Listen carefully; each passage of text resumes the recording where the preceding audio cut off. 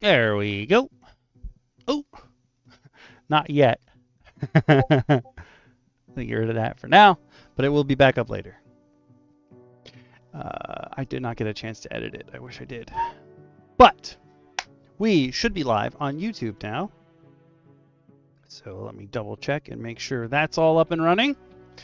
Make sure that Nightbot is in fact in the chat. So that'll also give me a good feel for whether or not we're up and running.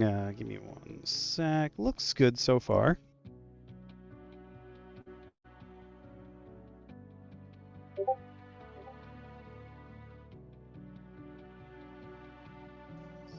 All right. Sounds good to me. YouTube is in fact up and running. Ooh, I do actually have to test something. When Nightbot tells me that he's here, we will double check that. But now that YouTube's running, let's make sure Twitch is running. Twitch should be... Twitch's version of Nightbot is always faster. I don't really know why, but it just always is.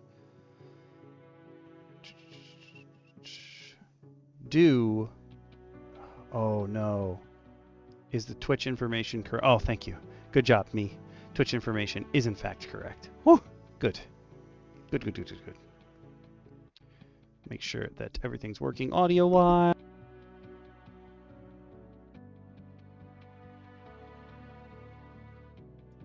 There we go. Twitch is also up and running. Perfect. Now, some things to get out of the way. I guess not necessarily get out of the way.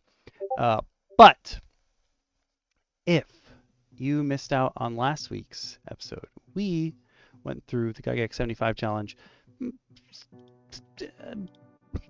Very truncated. Obviously, we're not doing it in 5 weeks, though potentially you could run it that way. We just sort of zipped on ahead through it. Now, let's make sure that Nightbot's running in Twitch. Nightbot's good to go. That's perfect. Thank you, Nightbot, on both occasions. Ooh, I'm really gassy. Sorry. If you missed last week, we ran through the first couple weeks in this, obviously doing a super truncated version. But there are handouts. I released some stuff on Patreon, but first of all, what I want to get everyone out there to grab is, if you are on YouTube, you can drop the description of this very video and click the link to getting your own copy of this challenge. You can grab it on itch.io, and the cool thing about itch is a lot of the stuff there is pay what you want. So you can go grab it for free, and then if it's helped you, you can go and give that creator some payment. And the cool thing is you can keep doing it. So if this keeps helping you and you're enjoying the work, you can just keep donating to that same artist through the same page, just over and over and over again. So please give Ray Otus a shout. If you're on Twitch, though, I'm going to share the link now, and it'll be pinned for the next 30 minutes. I will change those links when it's time for our actual specific handouts, because we have handouts that we made. Each of us that was here last week, so me, DM Shin, and DM Clubs, all actually did our homework assignments, like the good students of TTRPGs that we are. I made a random encounter chart. DM Shin should have made a map. I haven't seen it yet, and I want to see it. I'm excited.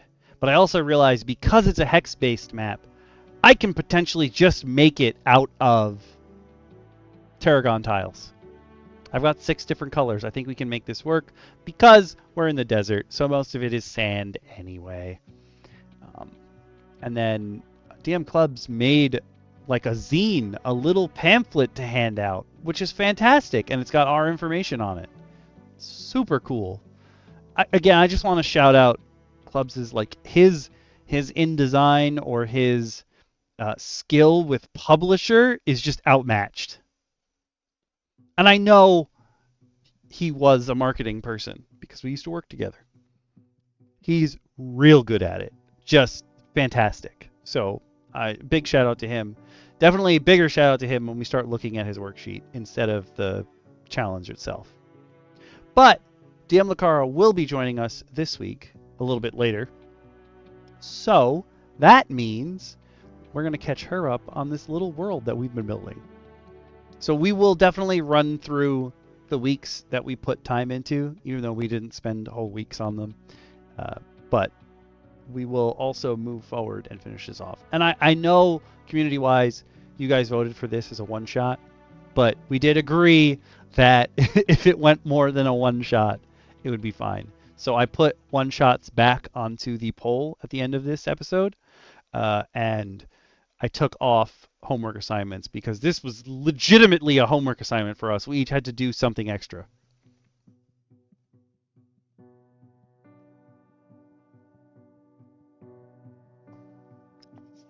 And I was a little late today.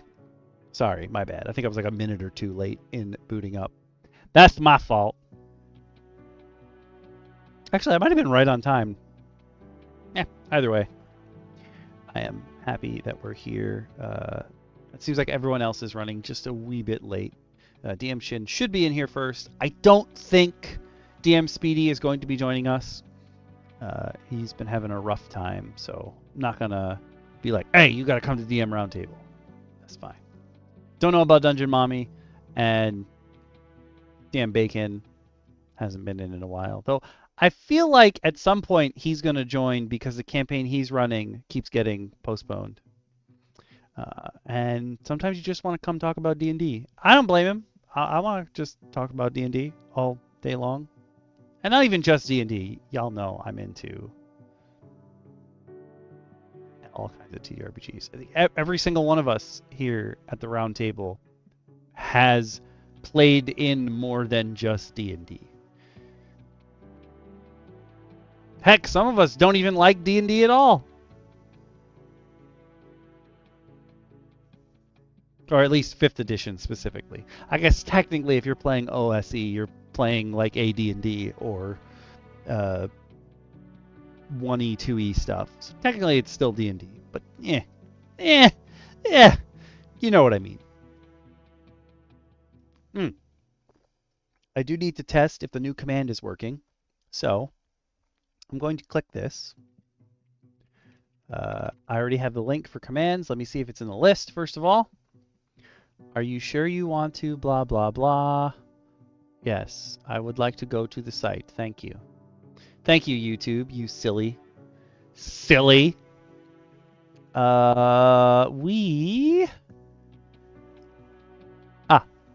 It's in there. It's in there, which is good. I like that. So let's make sure it works.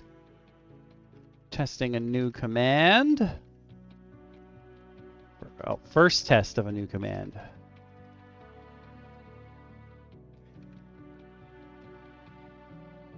Come on, Nightbot. You can do it. I believe. Okay, maybe I don't believe that much, but you know what I mean. Come on, you can do it. Yes, go to site.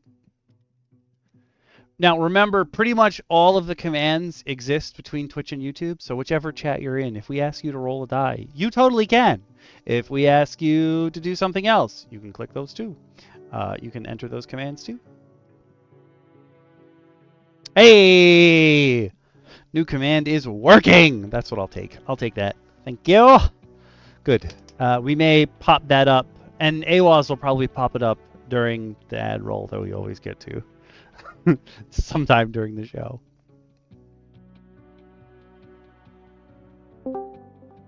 What perfect timing! I just stopped to take a breath.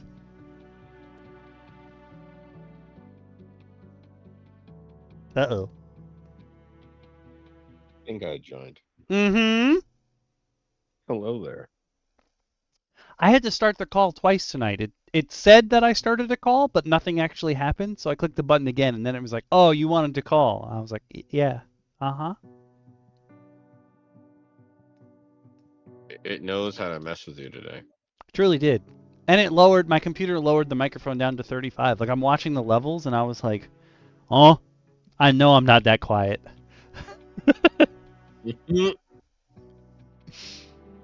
You're like, wait a minute. Something I would about this isn't right. I would also like to issue a formal apology for. Okay, for those of you who are on YouTube, everything went fine, went smooth. Apparently, what happened was when I ended Friday's unboxing stream of Maladum and the Terrain, I ended the stream in OBS. However, for some reason on my laptop, ending the stream through OBS does not end the stream in the multiple outputs, which would be Twitch. So, for YouTube, the stream ended when it was supposed to.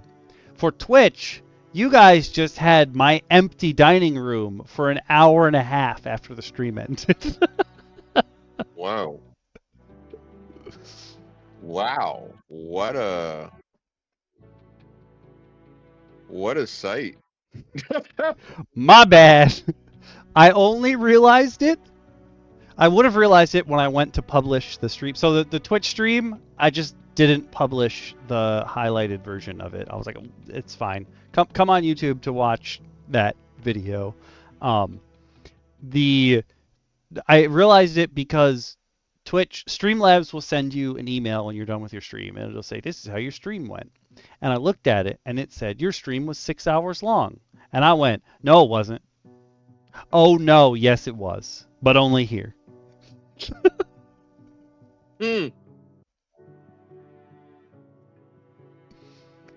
So apologies on that. That is news to me because if I do that same process on my desktop and hit end stream, everything dies.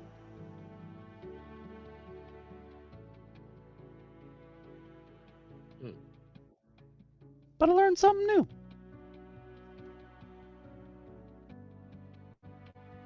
But I don't know if you saw, if you're in the YouTube chat, new commands working just fine on YouTube. And I know it works on Twitch because Twitch, Yeah. you can actually, if you make a new command for Nightbot, you can go into your Twitch stream at any point, and as long as Nightbot is in the, like, as long as Nightbot is connected to your channel, you can run tests. YouTube's version of Nightbot will only exist during the time that you are live. So, like, I can't go to that video's chat early and type in the command to make sure that it works. I have to actually be live. So I had to wait to pop that one in. But it is working, and that makes me happy. Well, you know what else is working besides these commands? You. It's true. It's so true. I feel bad because tonight my boss is supposed to come visit, and I'm like, yes, yes, yes. And I was like, I made a scrolling version of the logo, except I haven't edited the filter properly yet. I got to do a little bit of research to make it actually slide across the screen. So it's just sort of climbing the building in the corner at the moment. But I will get that to slide across the screen at some point.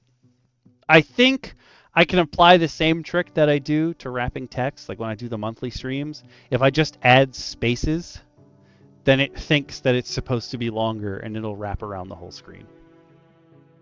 Mm. And I'm like, all right, I got this. That's a little bit of a trick for all of you out there that are streaming. If you do want your text to wrap around the full screen, just keep adding spaces until it reaches the length of the screen. Cheat codes. That's what we're here for, to help you cheat and make life easier. Cheating in the good way.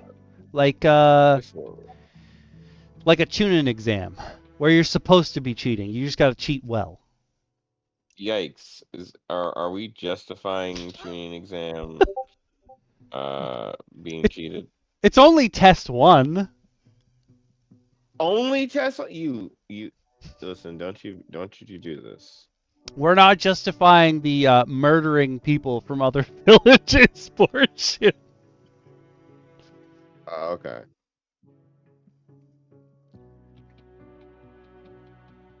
Though, to be fair, I think the rules don't say you're supposed to.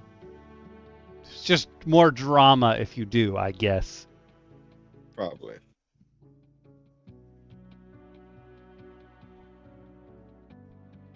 Yeah. I imagine it's a lot more problematic. I'm gonna be Yeah. honest with you. It does not help international relations in any way, shape, or At form. all. Speaking of international relations. What? I don't know how you segue on this one, so Do you I'm gonna think? wait.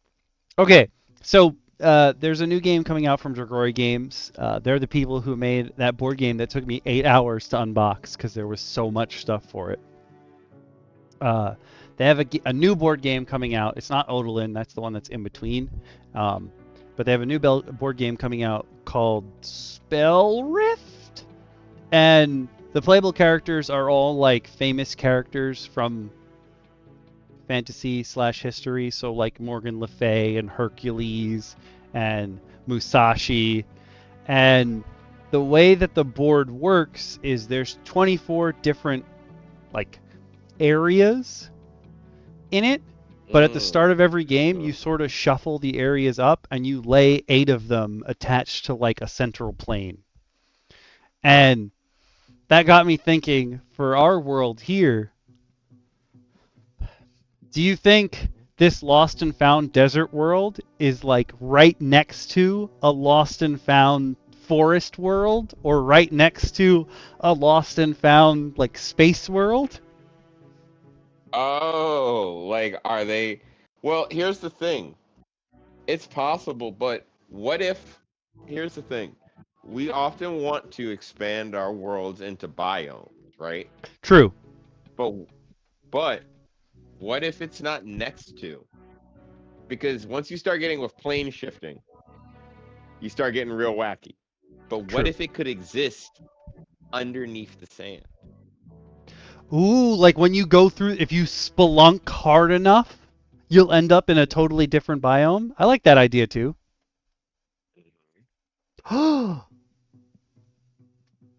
What if the sand is the tip top layer and you could just keep going Now lower you're and thinking. lower? Ooh, that's good. Now you're seeing.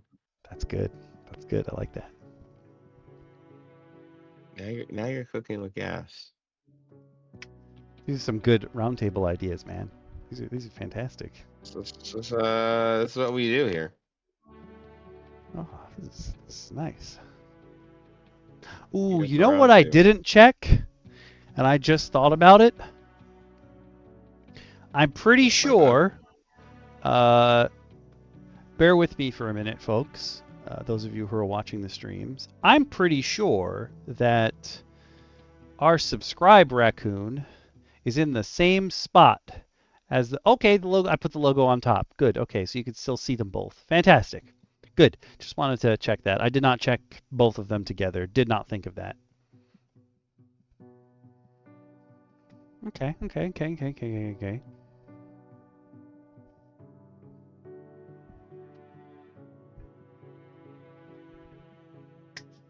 Are you? You know who we haven't heard from yet, which I just realized? Oh, I haven't heard from clubs. DM Clubs yet. And I'm like, oh, I hope you come back, my guy. We kind of need you. I need to sing your praises at how beautiful your pamphlet is. Yeah, that boy is too damn talented. He's so good. I'm excited, though, that we have DMs who weren't here last week so we can fill them in, and we can literally use the pamphlet to fill them in. Mhm. It's like he was just like, in case I'm not here, I'll leave you Yeah, with that's this. what it feels like. It's like, yo, in what Yoda level way are you doing this, clubs? Like, and how can you do this?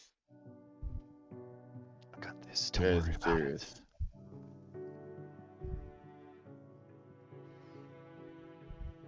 He's in the background, just like I left you the tools.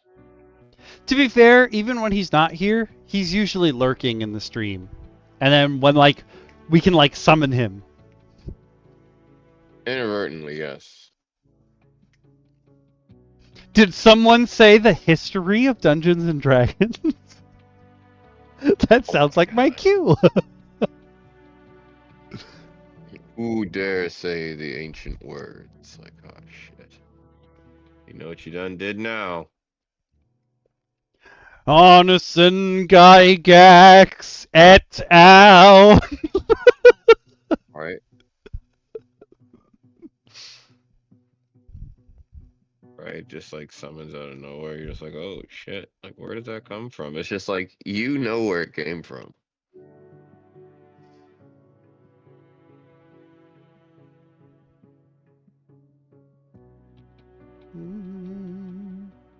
I mean, DM Lacara will be on soon, and then we'll start.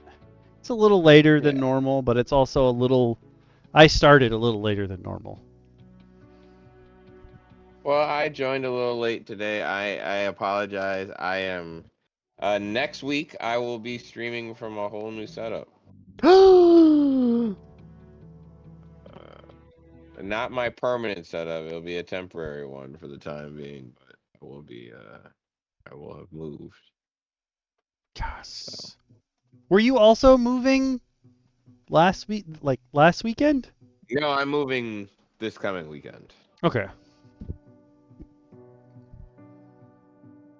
Because Jin and Dex were like, "Yo, can we hang out with Shin?" And I was like, "I think he's moving too this weekend?" Question mark. You are not wrong.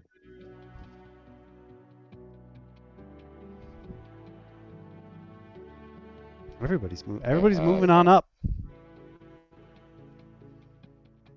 I'm literally moving to the east side. Oh. Oh. Immediately, I wanted to say West Side. Immediately. You can say west side now. Mm.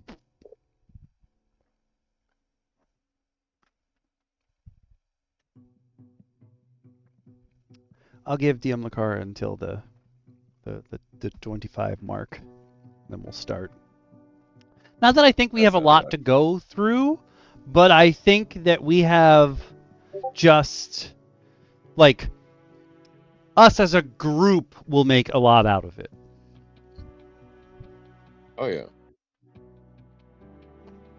Because it's only 5 weeks and we already did 3. The hard work should be done.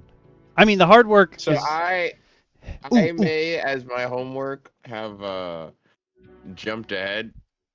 I may also be working on. I may also be working on classes already, but I'll discuss it when we get there with everyone to get their opinion because it's just my idea for it.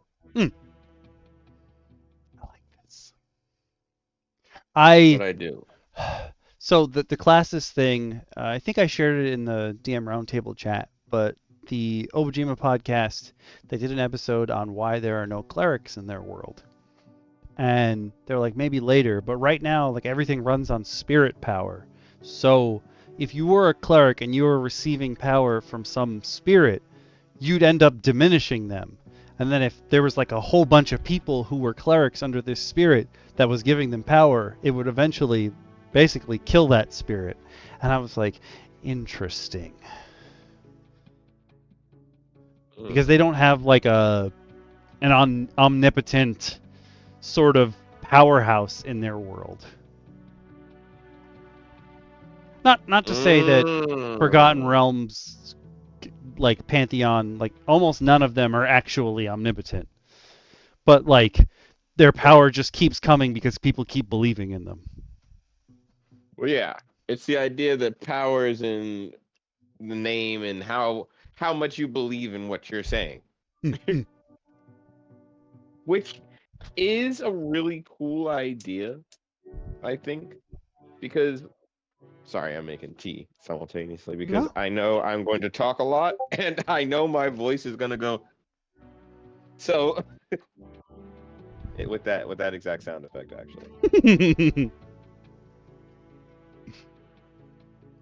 Now I'm just thinking of last week when Clubs was like 2.5 hours in, and then he was like, I lost my voice. And Awaz immediately typed in the chat, so that's your limit. And I was like, what type of anime thing is that? Like, what? Speaking of that, Awaz, where are you at? Where's our absolutely favorite QA member? For real. Feels empty.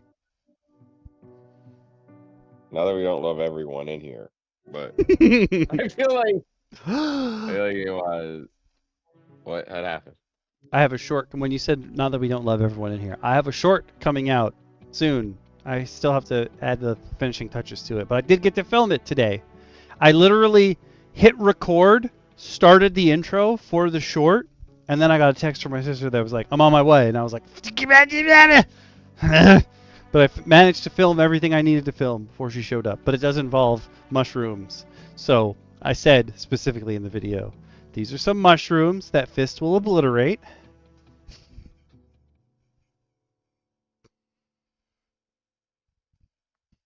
Mm. I almost feel like we have to make him play a mushroom character the first time that he plays. You know what I Probably. mean? Like, I feel like we have to do this to him. Sorry, we're imposing some racial limitations to this world. If the player goes by the handle Iron Fist Albert, they must play a mushroom. Sorry. It's just gonna happen to you. It's not by choice of yours, at least. Mm-mm. It has been decided. All right. So what we're gonna do is zoom through what we've already worked on. But the cool thing is, if you are on YouTube right now watching this video, either as a live stream or a VOD, you can drop down the description on this video, and it will take you to two handouts that I put up on the Patreon. They're both free posts. Everyone has access to them. I originally made a post on Saturday, and it just happened to be that the schedule lined up that my next post was going to be on Sunday. And then middle of the night Saturday, Clubs was like, yo, I made a handout. And I was like, oh, hell yeah. So there are two separate Patreon posts, but the first one will link you to a spot where you can download my full random encounter table. That was my homework assignment. The second link, which is what I'm going to share on Twitch right now, has links to the handout, the original handout that Clubs made, and then the second handout, which has the gist of my table in the random encounter section. So I'm going to pin that second one if you're on Twitch for the next 30 minutes, and you can grab it, and you can follow along with us. Because the stuff that we did last week... Hold on, let me just zoom. You know what I'm going to do? I'm going to make this smaller so it's much easier to zoom through. Look at you being smart. So good. We're going to go straight up to week 1, the concept. Basically, your idea here is to gather your sources of inspiration. And if you gathered your sources of inspiration, they're going to help make it easier for you to build the rest of your world. Here's a griffin. I don't know why I have to point him out every time. But they give you an example here. However, if you go to that link I just posted, and it's the second link if you're on YouTube, you can download this really fancy sheet that DM Clubs made. It's so good. It's a little too fancy. So good at this. Like the man is overly talented, and I love him for it. So nice. He's probably somewhere lurking like, gosh, guys, stop. And it's like, I no. know. He's going to be so cute about it. So, I was thinking about this. We never came up with an area name. Like, we don't have a name for this world or this section of the world. Whatever, we can do that later. Well, it's kind of a limbo space, right? Yeah. So we could keep it as limbo for now. Ooh. There's nothing again in the rules that says we can't. That's true. This could just be our limbo. Okay. So, first week stuff. I actually haven't read these, but I'm glad that DM Clubs took way more detailed notes than I did, because I only took like the basic gist, but he really got the rest of like the description out. I didn't put any of that in my notes. My bad. So, would you like to read the pitch and the first two notes, DM Shin? Give me just a second to pop that open. I was scooting in as I hopped on the chat, so let me No make sure I got worries. everything.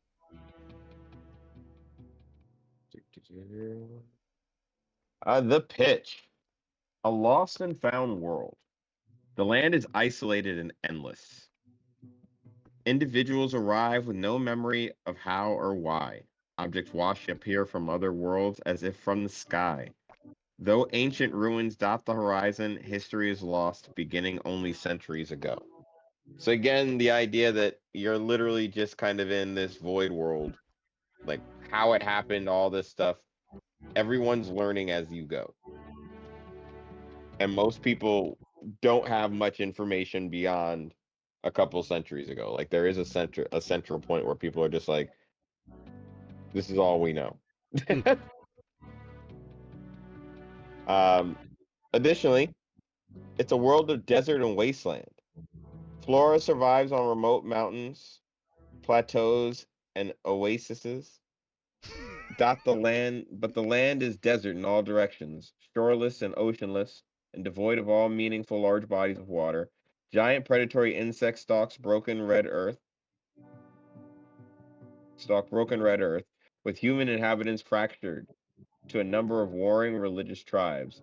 Tribes worship different constellations, representative of the original heroes, the first wanderers of the land. There is a wide gap between the technology levels of each tribe, from nomadic shepherds to militarized wizards to the wielders of ancient artifacts. Yeah, I just want Pretty everyone to deep. know that it was late. Oh shit!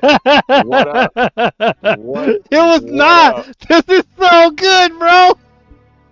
Dude, it was late. Like, trust me. The writing, I was like, look, it's late. And then the It's next late. morning, I was like, I don't want to redo it. Like, I'm not. It's so good. It was not late. How dare you? I was It's just just, explaining the concept of it was late to Dex and Jin, and they were like, so people like really be releasing stuff and they don't proofread it? And I'm like, oh, hell yeah. yeah. Look, it's late. But what up? Hey, we're just catching What's people going up. on, man? Don't forget, Um, you can all grab yeah. your copies of this amazing handout straight from the Patreon page.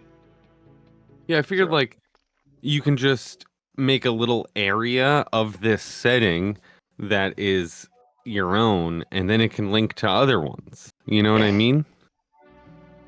We were talking about this earlier. I was like, what if all the biomes are connected, like on the edges is how you fall into another one? And DM Shin was like, hear me out. What if they're like vertically inserted? So the desert is at the top, but if you spelunk low enough, you can end up somewhere else.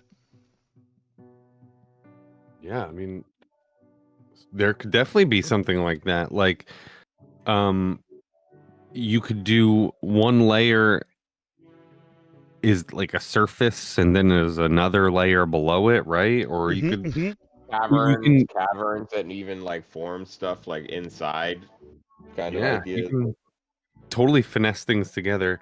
When I was putting this together, I took a lot of liberties with the typed up parts. So there's a lot of stuff that maybe we didn't talk about, but I added for one reason or another, like making this like this is the world. Yeah. Like the whole world extends like this forever, right? And I think that was part of what we talked about, but like just like codifying it, into something.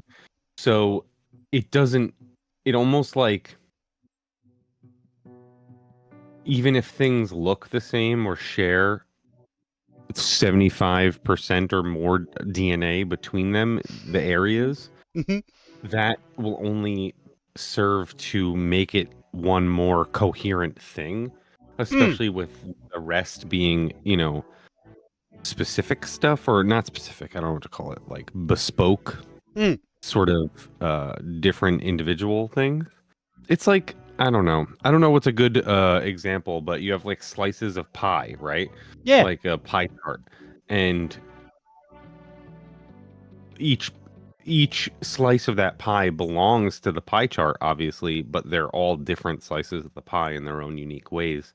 And you sort of build a map that way, and you can have this big world. Like in a sense, on the surface level of this, you could just keep adding. You could just keep doing this over and over and over and over again and adding places, right? Like, so that's sort of why I took that liberty in codifying that in and making it like this is what the world is, so that like you can just continue to add on top of it, you know? Mm-hmm. No, But you don't have to do that fantastic. with this Gygax 75 challenge. True. Anyway, sorry, go on. No, you could do. I was when I make words. Exactly what you just said is what made me think of like how do things fit in, because there's a new board game coming out from the guys who did that board game. It took me 8 hours to unbox because there were so many pieces. But the way that you build your map for the new game is there's 24 different map tiles that sort of like all fill in a pie chart. And at the beginning of every game, you sort of shuffle them and then you lay out just 8 of them. And I was like, oh, so you could build your map that way so it slightly is different every time. And maybe like because people don't know where things go, or like we said, oh, maybe there's a new area that's been exposed. I was thinking sometimes people may have a map that they think leads them one place, but now it leads somewhere totally different. The sand moves. You know, if you play that sort of like, you could do it with any style of game. But if you do happen to play like a sandboxy style of game, then shuffling up your sandbox before you start and starting in a new sandbox every time is pretty cool. You know, like if you are like, okay, I'm going to start my new campaign. The characters are level 1. They're going to get into their like low level shenanigans. I need a place for them to start. I don't like any published settings. I want to make my own. How do I do that? Like, I particularly don't care about the terrain or what it is. Like, I just need something. I need an idea. Then, yeah, absolutely do that shit. It's just like random generating a place, you know? Yeah. It's cool. I think we're all assembled Another for tonight voice. now. Hell yeah. Another voice joins the file. Hello. Hello. Hi. Lacara! What's up, everyone? Our giant robot is now assembled. Our giant citadel is now assembled. So I don't think DM Speedy is coming tonight. I think he needs a rest. Unfortunately, he is on rest. But DM Lacara, we are filling people in on part of the world that we helped build last week before we flesh out even more of it. You can fill me in too. Yeah. If you want to grab the I think the handouts are in our chat as well. You don't have to go on YouTube or Twitch to grab the handouts. But DM Clubs made a fantastic, it's so good, handout. And that's what we're taking a peek at now. We're still in the pitch phase, which was part of week 1, is sort of like, hey, how can you sort of crystallize your ideas so you can sort of refract them into something good later? So we've got the pitch and our inspirations. And we're only halfway through the pitches. Who wants to read the other 2 parts of the pitch? I'll read it. Yeah! Okay. It's your baby. Yeah. It was not late either. It was fantastic. What did you read? Shin did A Lost and Found World and A World of Desert and Wasteland. Okay. So magic allows travel over the sand seas. So I'm just going to read it and then we'll talk about it. Between solid earth is the quick sea, a vast ocean of quicksand, impassable without special ships. Beneath the shifting dunes are massive sand whales and other mysterious and deadly sand-swimming creatures. Magic user captains power boats designed to sail on sand by way of arcane enchantments that bond them to their vessel and animate them as sentient beings. The most powerful tribes control giant roaming citadels that war with one another across the dunes. These castles are pulled by the spirits of the tribe's dead, conjured by magics of their shamans. Really cool. Okay, your embellishments are so much better. Well, I just threw things in to like sort of solidify things. We talked about things, and we talked about like quicksand seas and stuff, and having aquatic creatures that are like sand, like whales and kraken, right, and stuff like that, being the monsters in the quicksand seas. So I felt like that should be one of the things, like the core things of this world, that if all of us made our own version of this area, in which like that's what this like last bullet and the other bullets on the other column are for, then you'd still have these core things in common to pull from. You know what I mean? I even feel that's like the third. If you were the way that you just described this now makes me feel like if you were to run like say all four of us are running a game in this same world, each of us could take control of like our little area would be one of those citadels and one of those tribes. And then we sometimes meet up. Yeah, for sure. You could cut it any sort of way you want to. You don't have to evenly cut it by like you get a citadel and you get a citadel and you get a citadel. It could be like I want a citadel, and then someone will be like, I want this oasis village, market town, and the surrounding areas. And then someone else can be like, I want the core of the quick sea. Like anyone comes out into the main ocean, like that's islands in there and stuff. That's what I want. You know, like you don't have to like neatly cut up this like a pie chart, because it isn't a pie chart. You know, you can do whatever you want. So I agree that would be fucking awesome to split it up and everyone take a corner of the pie for themselves, which corner they like, you know. But I'm just thinking about how you drive the different cultures based on the fact that their propulsion system is essentially dead spirits. Yeah, well, so one of them really is definitely meat grinder. So one of the liberties I took too is going to come up in sources of inspiration with like Mystara. I thought it would be a good idea to have real world and fictional mythologies are all blended here. Like this is a lost and found world, right? So like you're not only coming in from the Forgotten Realms, you could come in from our world. You could come in from like, you could play anything, right? So if one DM wanted to have like fucking Aztec tombs in their shit, they could, right? Like because it's all legit, right? Hell I'm yeah. picking up what you're putting down. So I threw that in there, and then there was I don't know if you guys got to it or if I took it out. Maybe I took it out. But hold on.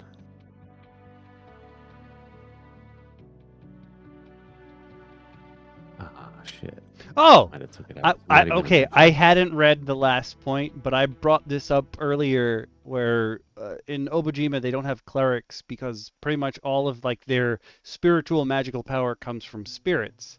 And the writers of Obojima were like, we can't have clerics right now because there's no being that like continually replenishes their power. So if there was a spirit that was like giving its power away to its adherents, it would eventually dissipate into nothing. And so in order to be a cleric, you'd just be killing all the spirits that basically let the island survive. And I was like, interesting. I did include the thing that I was going to say.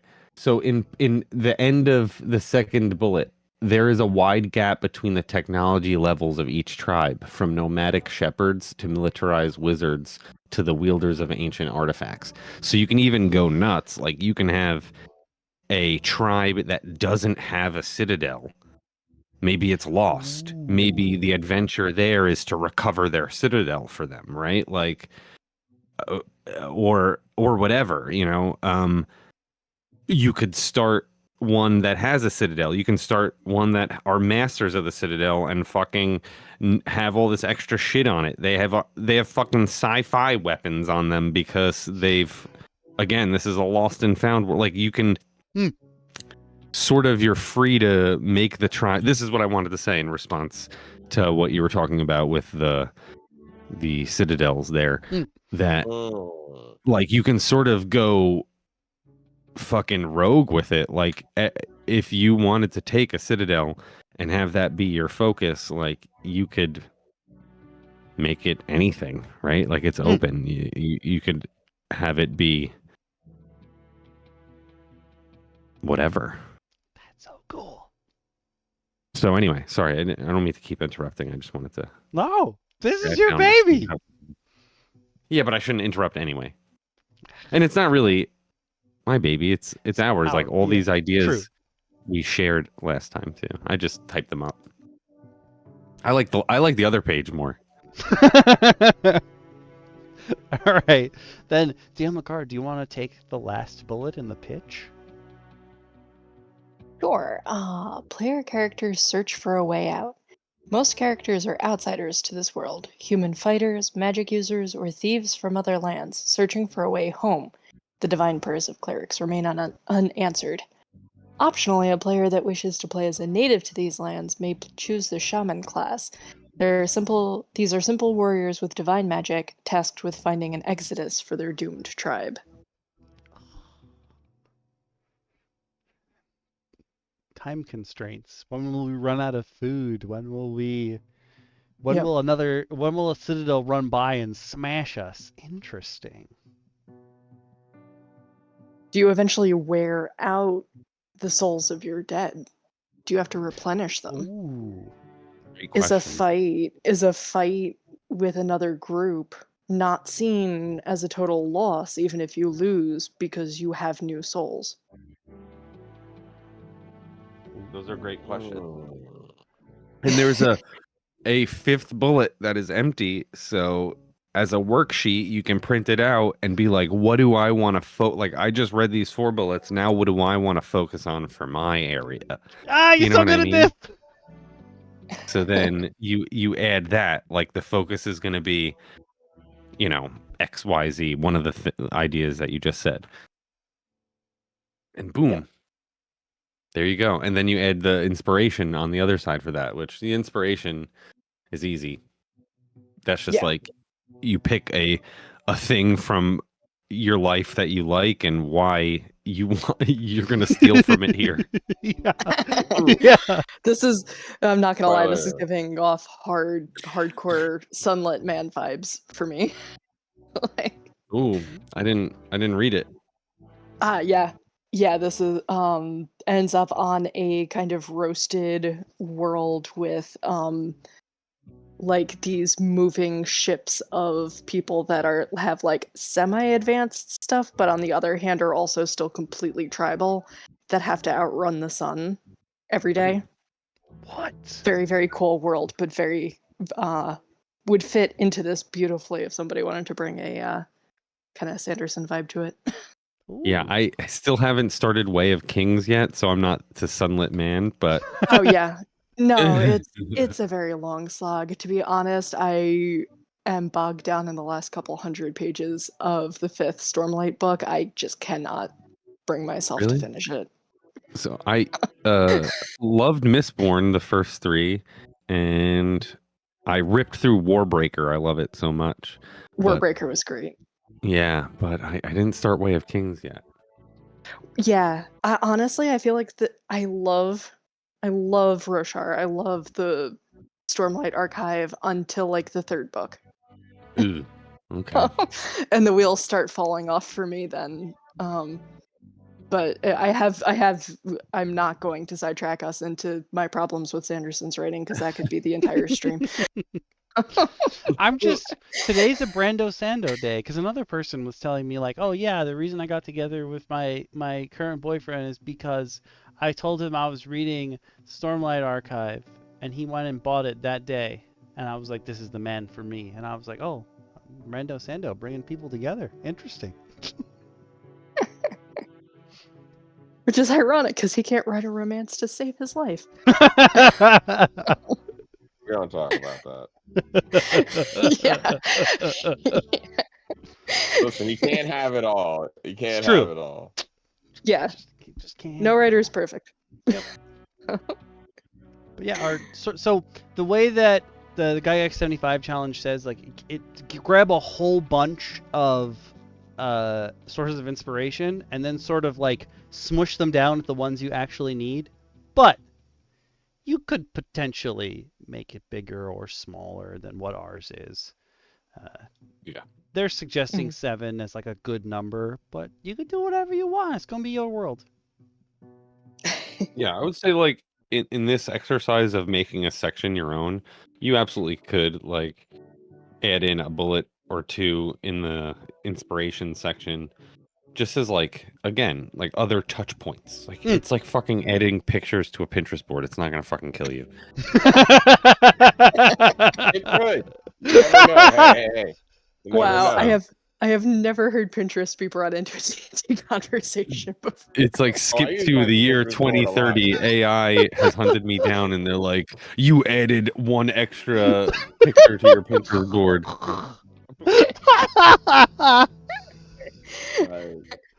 I know where the clip from Don't tonight's give somebody episode a is movie. coming from. Yep.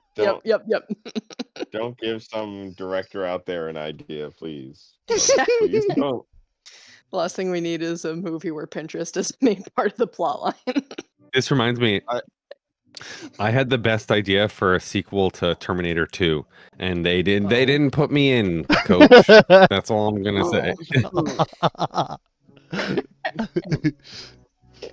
Just evil Clippies coming for you. Dude, I mean, I don't really want to get into this because it's a real sidetrack, but it was a good idea. At some point, we're gonna talk You're about gonna- it, okay? You're gonna have to talk about this in the group chat. Yeah. I need to hear this. Sequel idea to Terminator 2. Presumably, we've all seen Terminator 2. Yes. No, Okay, I don't even think I I'm saw gonna. Terminator 1. That does You not don't think you surprise saw me. Terminator 1? I don't think so. I may have at some point. I think that's fine I know the plot for line. my I know the plot version line. of events. Okay. It's not If you pertinent. I don't think Terminator's too deep that you have to like go on a deep quest to understand it either. True. No. And Cool. I feel like I'm just gonna go further into. Anyway, look, this is just besides the point. Never mind. Sources of inspiration. There's a lot. Yeah. Do what you want. Do what makes you feel happy. Though I will say, if you get to a point where it just seems like there's too many, that just means you need to build a second world. It's like when you're building a magic deck and you're like, I have too many themes. Oh well, guess I'm making 2 decks. Guess this is 3 now. Guess this is 4 now. Yeah. Or it could be different sectors, like different areas that have different cultures or different risks. You Mhm. know. Yeah, you need And all like, the how pieces long of are your your pie chart. characters stuck here? Is this Ooh. a side track? Are they relegated to a pocket dimension and this is the pocket dimension? Or is this, at the center of the deep, deep sea? Is there like the thing that they need to finish the campaign? Ooh, these are all great questions. So, the good thing there is That sounded like a that- card nut. Ooh. I'm not gonna confirm or deny anything. I'm just gonna. It's up to the GM, right? Like Yeah. you could make your bullet like the players, because it says the players are looking for an escape, right? But you can add what the escape is if you want their focus to be actually finding it. I think it's much better to tell your players you're looking for a way out and there just like isn't one yet. Like you just haven't even thought it. Like they're not gonna find it the first session, right? Like so fuck True. it. Like whatever. True. You don't have to worry about that shit. They just play the game. They get to meet the locals. It's the land of the lost. Yeah. They weren't like, look, and this is what happens. This is how they get out. They're like, how many seasons can we get out of these people stuck on this prehistoric island? That's what they wanted to know. So And, and like- then eventually, I guess I don't know. I didn't watch Land of the Lost. I don't know if you guys did either. I did. But I eventually, did watch presumably, Land they of the left. Lost. Did they leave? I don't recall. I'll be honest with you. I remember they had some monkey boy at one point, and I was just like, "This shit is weird and crazy." And now they're fighting dinosaurs. What the hell's going on? And I was a That kid. sounds like Lost. Yeah. I feel like you Well- could always make it end like the TV show version of Arthur Conan Doyle's Lost World, where like at the end some of them escape, Oh, but they come Lord. back. Like they're just like, I liked it better there. I'm going back. Oh, just like Lost. Yeah. Yeah. You know, They ripped off a lot. but each game could be different. You know, True. like whatever you like your games to be about. If you want your game to be this ultimate player-driven sandbox where you're like, you guys wake up and you have no water. Like, what do you do? And like Literal that's it. Like you can do that. Sandbox. Yeah. A literal sandbox. Or you could, do more than that. You could be like, here's an adventure to help these kind folk of this tribe, and like whatever type of game you like to play, right? Like, I don't know. Mhm. You can essentially take this setting and play the type of game you like in it. And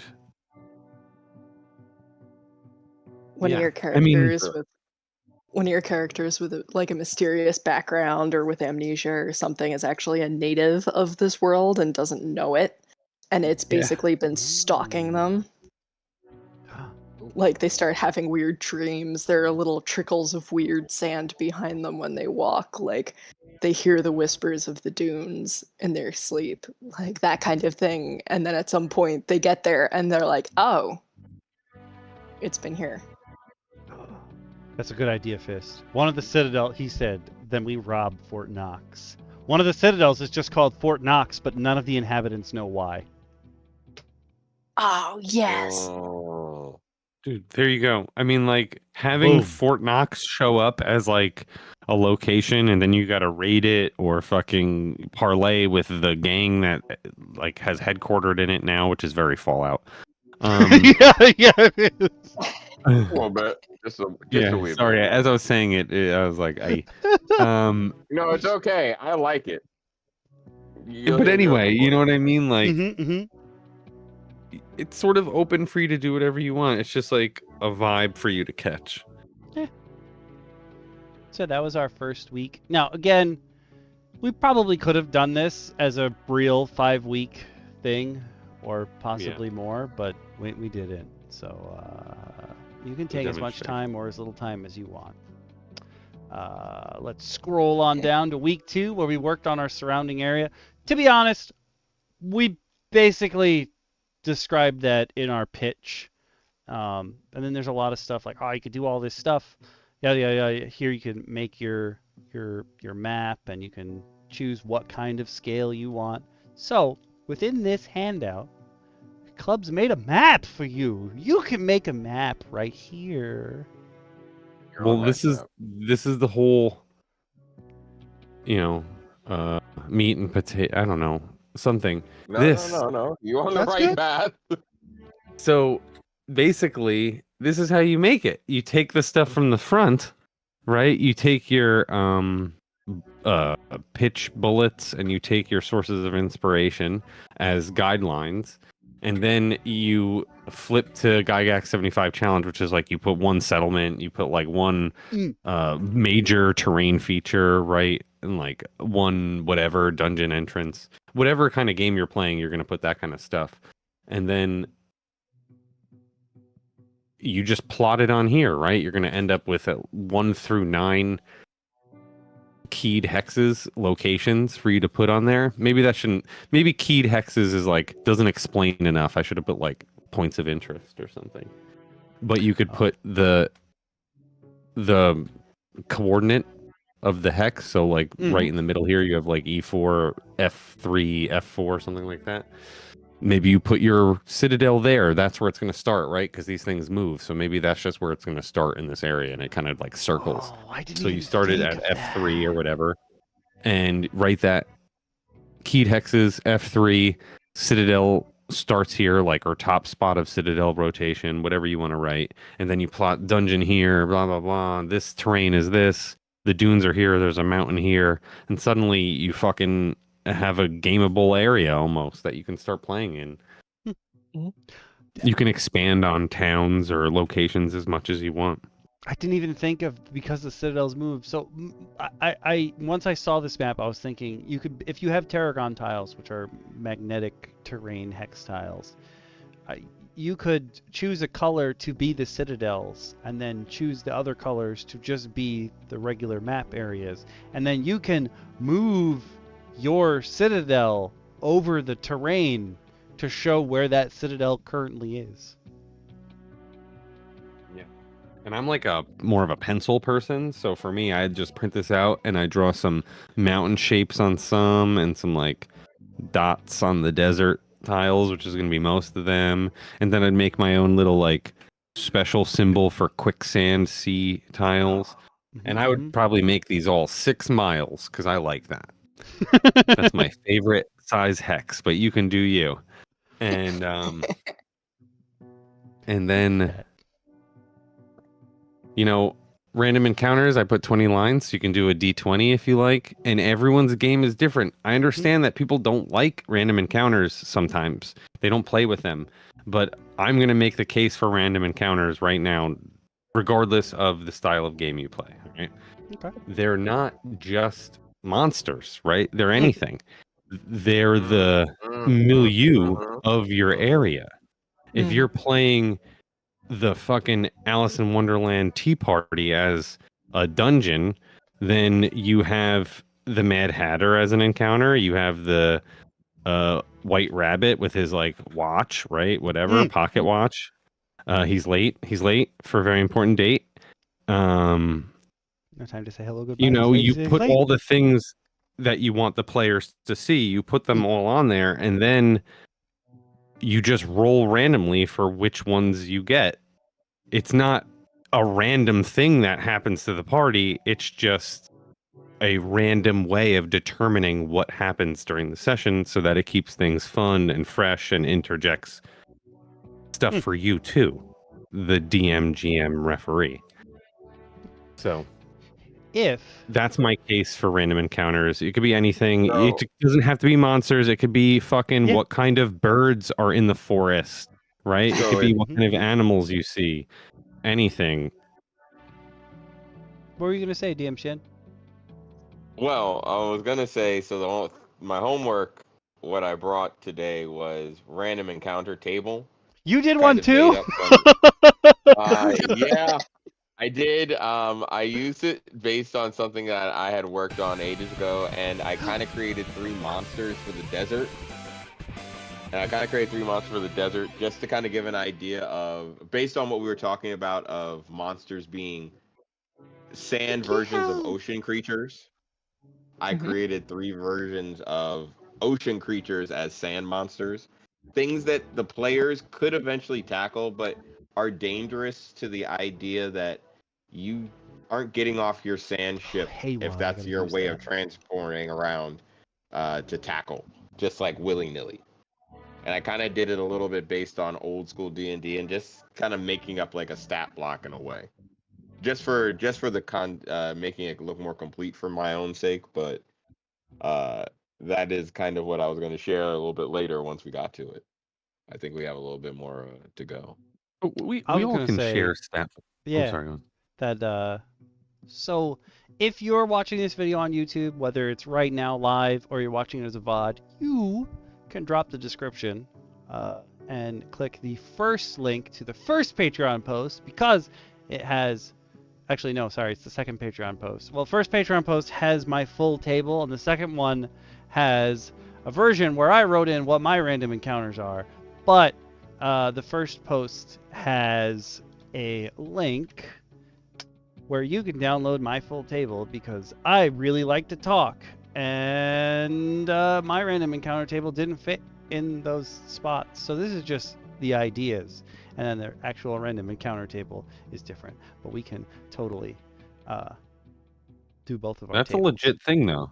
That's a real thing. You put the list there, right? You roll on it, and then like you just have your reference of like what those encounters are Yeah. somewhere else, like listed in alphabetically or whatever.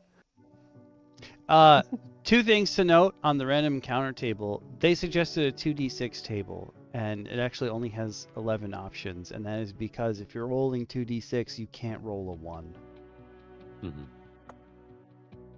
So I did a 1d8. Ooh. I did not do. I think a d8 is totally fine, and I think you can get enough. I felt I got enough options out of a d8 table. These are great. Share yours. If there's a file, I will display it. I have mine ready to go. But yours is D8. We're going to start with yours.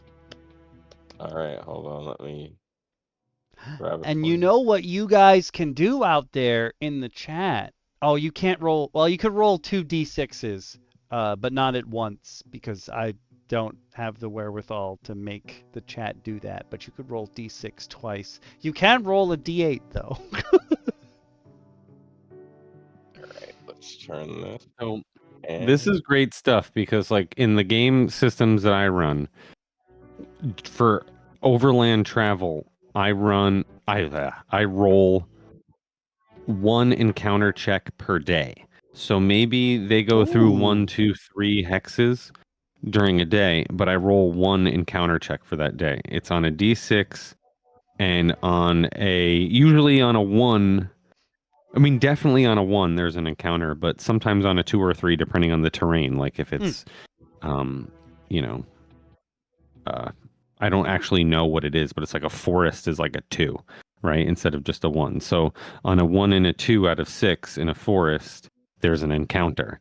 And then that they get their one encounter. It could be merchants, exactly like you have passing merchant, right? It could be merchants. It could be a monster. It could be exactly the type of stuff you have here. And then that's something interesting that day, you know, like normally travel's going to go by without anything. It's not meant to just like kill your party every time. It's just meant to like, you know, sometimes it's challenging. Like sometimes you're going to get the Kraken, right? Sometimes you're going to get the Kraken and sometimes the Kraken's going to attack and your party's not going to run away and someone's going to unfortunately die. Yeah. And I'm thinking of Jimes. Oh Lord. He died from a random encounter in our Actually, last you game. know what? Oh, poor guy. I'm going to send you the link to it on this because it looks much better. I just opened it and I was like, it made your pictures super small, but I know what they're supposed to be. I hate it. So let's see if it does it right now. Hold on. Okay, cool. You should be able to get. I'm requesting access. Give him the access. I hate when that happens. Alive. Okay, the amount of times that has happened to me semi-recently is crazy. I'm gonna because... switch it now. Hold on. Done. I updated the access. I'm gonna try dropping it again. Yeah. No, you don't even have to. See. Oh, not. Does it finally? I remember there was a time you had to like drop the link again because for whatever reason your Google link didn't have the access even though you just changed the link. Oh, you definitely beat me on yours. I tell you what. This is just Mine's just info. so this is just based. So I reused something that I designed ages ago. Because I think that is one thing I got to reuse is something that I made for another adventure that I will share with you guys real quick. I'll drop it here in the chat for you guys. So I had done a desert adventure, inspired by a game that I was playing with clubs, and I made cards that were to represent when you rolled on your D8 for your exploration and random encounters. So I just reconverted that to a table. And basically, it's free because it's free reign right now. It's just an open idea. It's just an idea of an encounter table of things you could encounter while wandering a desert situation. This is gonna work? Yes, it will. Whoa. Okay. Why don't you? There we go. Hold on. I can do this. Boop, boop, boop, boop, boop. This is how Get things done. Yeah. Oh, the jellyfish is so cool. You 100% Like- did put way more into this than I did. I tell you what.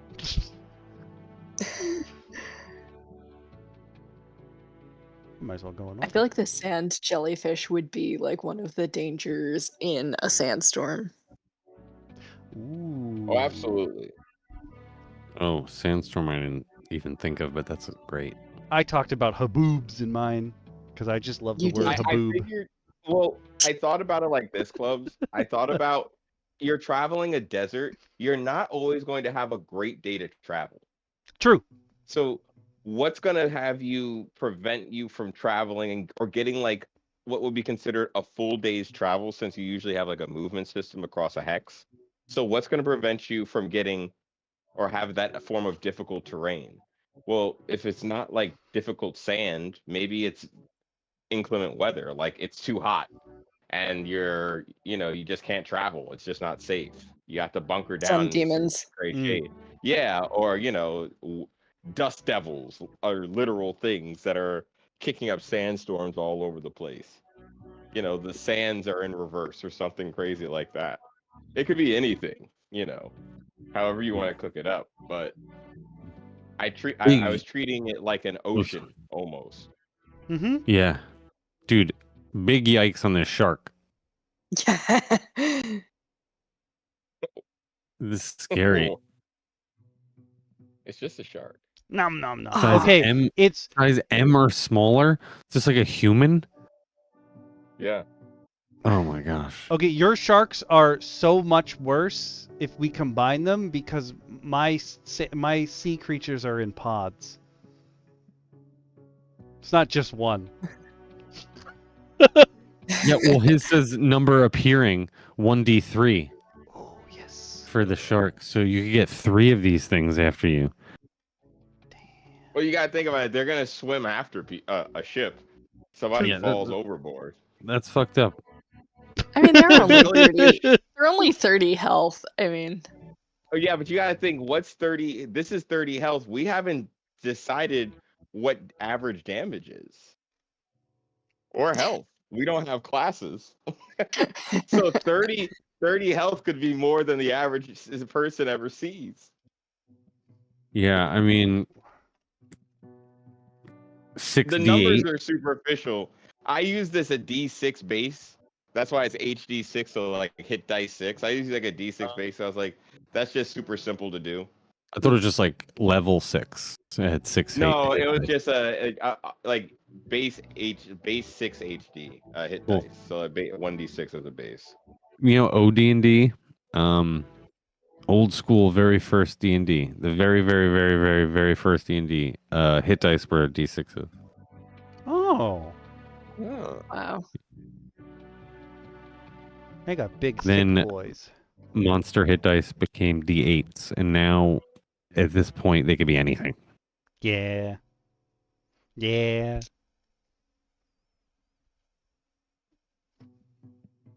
They used to only be D8s, but you could have a half hit die monster, right? Like you can in 5e, right? You can have a half challenge rating, Yeah. like a CR, Yeah. CR half. Those might have Yeah. like 1d4 as a hit die, but in old school, the half means you half the d8 into a d4. Oh. Ooh. This is fantastic. Okay, there will eventually be a link that, or since this is this view only to anyone, can I just pop this one in the Yeah. chats? Yeah, I think you just pop the link down if you want on something too. I'm gonna do. And Kraken. So I figured the Sand- Sandkraken should be something legendary. I figured there should be, maybe there's more than one Sandkraken, maybe there's not, but like when you look in a monster manual, I remember older monster manuals, it didn't necessarily say there's only one dragon or there's only one this. It would just give you this creature, sometimes with a name, sometimes without, and you would just go, I hope I don't run into it. Yeah. So that's kind of why I wanted to treat it that way. So maybe it's a bunch of sand krakens. Maybe there's just one sand kraken named Baltros, but that's just the random name I came up with because it was late.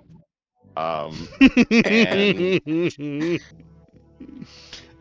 It was late is in the process of becoming a shirt. yeah. I would also it's just like taking longer because I'm actually drawing this one. I would also like to add that I think we should make a design for you get a citadel. everyone. I'll see if I can do that without infringing copyright. Ah, true. That one will probably be a little bit harder. You want to be the Sand Kraken? It's just named Darren. Oh my god, yes, all of the creatures have regular human names. And people who aren't like if it's your native citadel and it's a creature that's nearby wherever your native citadel's haunt is, they'll be like, "Oh, yeah, that's just Steve." And then other people come over and they're like, "Somebody said that there's a guy named Steve that lives outside." And they'll be like, "Huh? Yeah, you can't see him?" And they're like, "What do you mean? Like, look, the sand's shifting. He's in there. What do you mean?" Kraken. Tim, I think Bob, I'd be I like, like "Are all you these on-" names. I'd be like, "Are you on drugs? You're clearly on drugs." So let's go through your Can I- encounter table. So the encounter table is based on the cards that I dropped in there for you guys. Basically, it was a rehash of something I had done long ago. I'm gonna But reorder it's the idea that things that you just could find that could maybe bad things that happen in the desert. The full size picture is probably easier to point out in the Discord, but Yeah. yeah. You see a sand twister. Oh, perfect. Okay. So, hey, Tim Meadows, please don't. He's been through enough. Never the leading man. Yeah, let's leave. Could somebody roll us a D8? Exclamation! Jesus Christ! D8. Exhibitor. I've had a stroke. Jesus. 4. You find others. Bum. Oh, you did sort of the same thing as me. So when I was making my chart, I originally had it like pointed in a direction, like this would be a bad encounter, this won't be. And then I was like, you know what? And I just went and erased all the stuff that made it sound like it was pointed good or bad, and I left them all open-ended. You guys can decide how you're gonna go through this. Yeah. Yeah, like you find others. Like, are they friendly? Are they not? You don't know because you have to encounter, you have to interact. They could be the nicest people ever. They could be enemy raiders. Or they could be the nicest people ever that you turn to enemy raiders because a certain member of your party just happens to always agitate all the enemies in your area, all the NPCs in your area, and cause them to want to fight you. I don't You know don't what know you're how. talking about. I don't have any players like that. I've never. I think never. every table has one.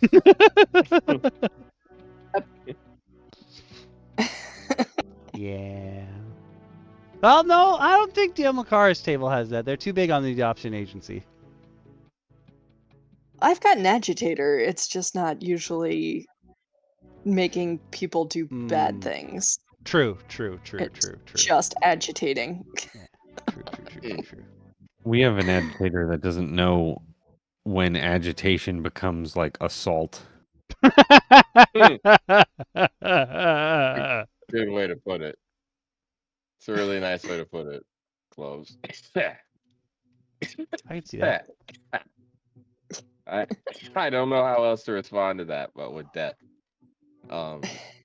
Well, neither do the like targets.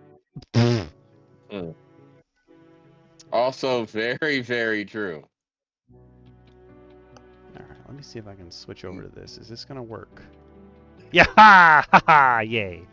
In that first Patreon, This one's my table. I was trying to figure out ways to make it seem like something that Clubs you had said earlier. Like, not all these things have to be bad. So I tried to take away the This is sort of nice, though. pointed ones. Yeah. And one thing that the Gygax 75 challenge mentioned is that, like, normally when you think of a table, you think of like at the end is where the harder things should go. But the beginning and the end of the D6 tables are where the craziest stuff should go because those have the least chance of being rolled. Mm-hmm. Yeah, it's like a bell curve. Yeah. Yeah. So I you put gotta my be... absolute worst thing at 2, presumably.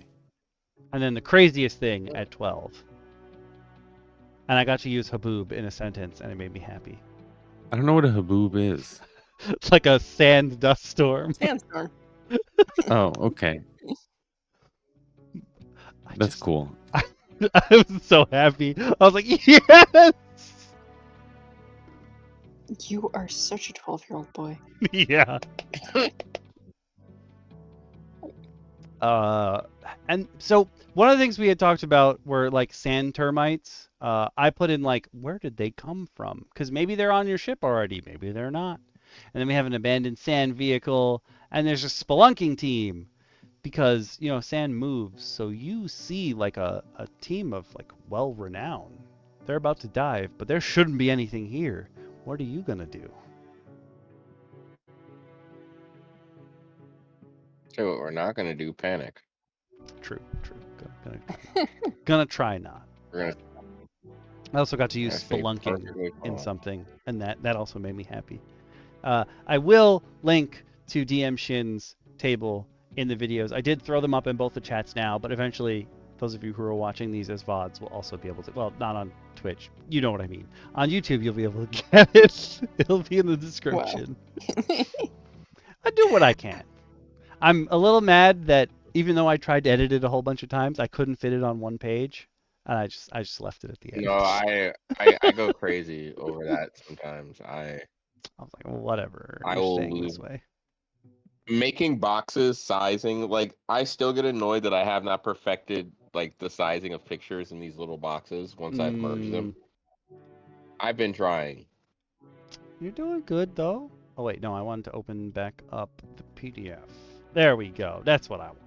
So now everybody's caught up on what we did on our worksheets. Can we, Yeah. I didn't do one. Add... Wait, what? Go ahead. Oh, part 3. What? The dungeon. Is that what you mean, Clubs? We're saying, can we add? Oh yeah. Can we add something?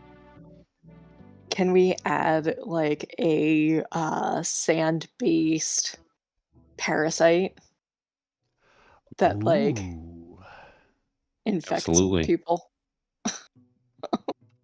That sounds like an absolute candidate for going in pitch bullet.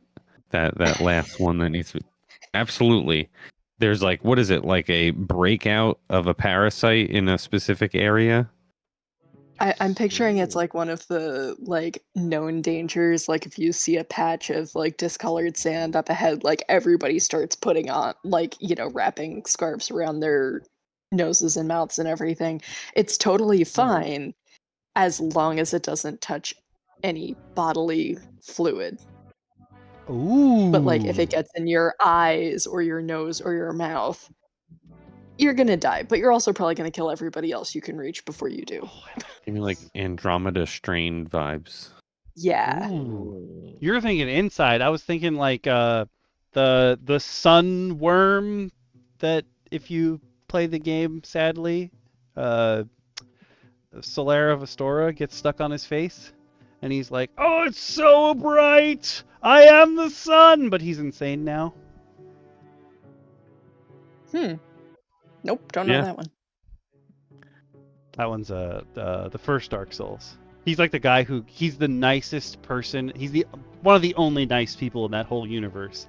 And like he's all about jolly cooperation and working together to achieve our goals so we can be just as bright as the sun. And then he goes nuts and you have to put him down in the tunnels. And it's very sad. Oh. He just wanted to be bright and happy. Oh. It's okay. He died the way he knew he would die. He certainly was bright. Joyously incandescent. Sorry, go on. No, you're up.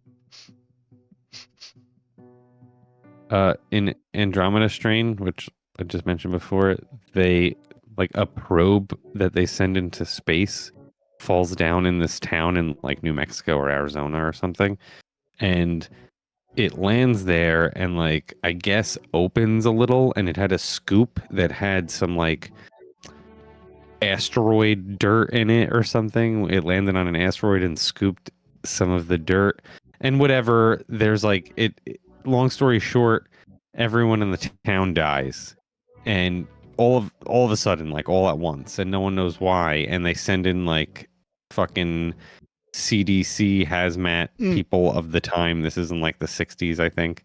I'm constantly getting the date wrong, so it could be fucking anywhere 30 years from then. But basically what this thing is it's a life form, like an alien life form that is a crystalline life form and gets into your body, and like the moisture or something, it replicates itself into more crystalline life form and basically turns all your blood into red sand. Ooh. And you die instantly. And if they cut you open, red sand pours out. Okay, that's pretty metal. Yeah. That's like a way worse version of the zombie general dude from Hellboy. He's so old that if you cut him, sand pours out of his veins. Yeah. I mean, sand, red sand, it sort of matches here. This whole desert could be red sand, and then there could be like hexes of like this cursed whatever parasite sand. You could die, turn into red sand, and who knows, maybe all the fucking red sand is all the other people who have ever came here. I don't know. That's pretty metal. I like it. I like it. I like this too. But it also opens up a good idea, because you get to play around with the idea of, hey, you're gonna touch the sand no matter what you do, but be careful what sand you're touching, be wary, don't just wander out, like pay attention. And these people will definitely have learned over time. We noted before that it's just generations, like, there's no idea when time started and ended here, or will end here, but we just know that generations have occurred, and these generations at least have figured out some of the dangerous stuff, but not everything. So you're gonna run into, if you've only known of red sand and all of a sudden you find pink sand, I don't advise touching it. True. True. Or maybe 100%. I do. Hey, somebody's got to learn somehow. Yeah. How chaotic are you? Time of your life. I want you to have the time of your life. Dude, for me, I'm making it like glittery blue sandstorm areas. Like you can get, like, like everyone's like, oh, I'm not gonna step on the glittery blue. I know that. But then when like a glittery blue sandstorm comes and everyone has to get inside.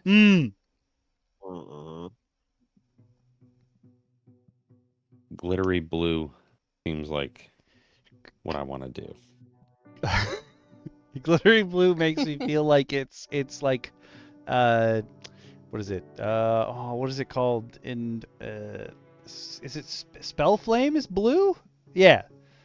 Like it's a wind and it's sand, so it should cut you, but if it touches you, it burns your skin, like it leaves a rash on you immediately. So everyone has to cover up and like huddle down when a glittery blue sandstorm blows through. Yeah. Look at this world building. Acid salt works too. So, week 3 was the dungeon. Oh no, you go. I'm just gonna move on. So I was gonna ask, like, what type of game does everyone sort of play? Like, if you were gonna imagine that you had to set up a game in this place, like, where does your head go? Like, it's sort of easy for me because my head goes with making an area in this map and then being like, you guys all woke up. You are who you are. You just don't know how you got here. Like, I don't need to give you amnesia. You could be from wherever you're from and remember it. But you wake up here. What do you know, like, I even sort of think sandbox. that's But- better if everyone, because it's a lost and found world, if everyone remembers where they came from, now you have like this weird conflict where everyone is like, I know what I believe, but you don't believe that. That's weird. Yeah. Mm. And, you know, you got other people who are, the majority are these tribes that are a few generations deep of living here. Mhm. So their mythology is this place's mythology. Right? So all of that shit can fuck together, I don't know, for lack of a better word. No, I get I get what Hey. you're saying. I likes it. The next week that we went over was the dungeon where you draw and stock 3 levels of your dungeon. But we've done so many other maps and dungeons and what have you that we didn't necessarily do any homework on this part. But you can all work on this on your own.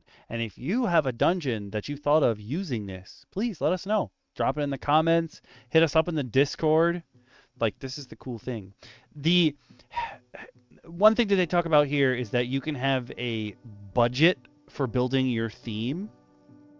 And that, again, keeps it down to, like, make it simpler for you. Like, you don't have to think up too much. Because if you think up too many things, even though this is a lost and found world where there can be totally different kinds of architecture and different kinds of traps and different kinds of ideas melding together, if you put, like, 1,000,000 things in a dungeon, in just one dungeon, what are you leaving for your players to discover next time, sort of thing. And also, it's going to bog you down, especially if you got ADHD brain, like I know me and many others do. Like, you thinking of, oh, I gotta put this one trap in this room, but I also want this trap to be in there. Like, it's going to bog you down. So coming up with the budget is helpful for building things on the fly. Yeah, I can second that to say that you should absolutely plan a small dungeon. A simple, it could be a 4-room, 6-room dungeon. That could be your whole floor. That could be your whole dungeon. There's no standard of dungeon. Mm-hmm. I know that we always want to give people these super epic dungeon romps, but we don't need to build the mega dungeon on our first dungeon or for every dungeon. Sometimes you can just have a regular dungeon that is, oh man, hey, we went in this dungeon and some stuff happened. And, like, Clubs brought up last time, please remember that it's just called the dungeon. It could be anything. Like last week we said, oh, you could be exploring an old citadel. You could be exploring a skyscraper that's half buried. You could be subway exploring... train. Yeah, like Wang Shitong's library. Like, any of them could be the dungeon. And also be economical with your themes, to go back to themes. Like, when you say don't put anything in your dungeon, like, let's say you have a big enough dungeon where you have 3 themes, right? Well, if it's some displaced Aztec ruins, like I said, right? Well, you have your Aztec ruins, you have your flooded Aztec ruins, and you have your goblin lair section of the Aztec ruins, right? They're not like spaceship, subway car Aztec ruins, right? Yeah. Like, be economical and make things that match and go together and feel like... I want a spaceship subway train now. Hear me out. Yeah, well, I had a theory that it would be cool to have a like, because that's a trope in D&D, right? Like, that you go to the dungeon and the players find out that it's a fucking spaceship. right? Oh, They I find a bet. control room and shit. Yep. Like, Yep. wouldn't it There be is. funnier if it was something a little more That's mundane, even worse. like a yacht, like, or like a cruise ship? You know, like I think that would be good too. Like, it's still gonna be filled with undead and monsters and mummies or whatever. Like, it's the same shit. But Dead Trojan horse. oh yeah, like something, right? Like Or the Ark. fucking Just Noah's Ark. Yeah. I was thinking based on what Fizz said, an abandoned Popeyes, and Awa said a working Waffle House. I was thinking an abandoned Waffle House, like what happened, but still working is crazy. I ran a That's still great. working Waffle House on Wednesday. Not really, but you know what I mean. I mean Thursday. It's fantastic. We ran this adventure called Milk. We didn't finish it at all, but it's a dungeon and it's silly. It's a chocolate retail area and factory. And the players went inside. There was like two big chocolate golems at the door bouncing. And they pretended that they were there to buy chocolate, so they were just let in and like brought to a trading room and made some chocolate deals and haggled for chocolate. But basically the entire time we're thinking of how they can get into back rooms, and Can I say it didn't the feel like a worst dungeon at thing? all.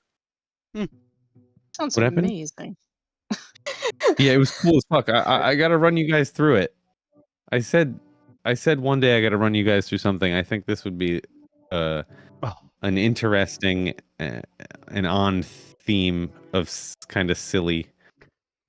I don't know. I think it would be good. I hated your Awa.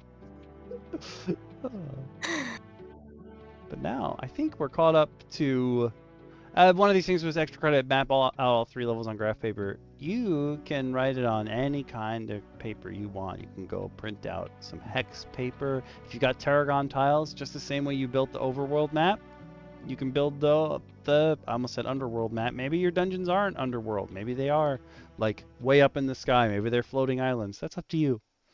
But you can build it on any way you want, and you can make your scale whatever you want if you want your dungeon to be bigger or smaller.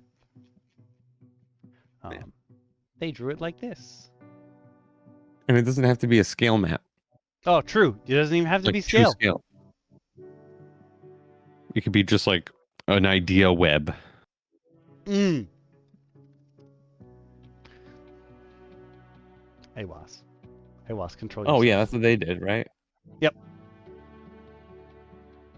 Now, week 4, town features. This is sort of kind of where we dropped off. So, you don't necessarily... You just want a spot, especially if you're running... I've heard the term West Marches more times in like the last 2 weeks than I've ever heard the term. And people talking about it because the next Critical Role campaign is going to be West Marches type. But you just want Is it really? Yeah, they're going to do West Marches with 3 teams. Wow. Explorers, fighters, and schemers, I think is how it's broken down. They have sillier names, but that's the idea for the next campaign. That's fucking incredible. Good on them. Good on them. Pat on the butt for each of you.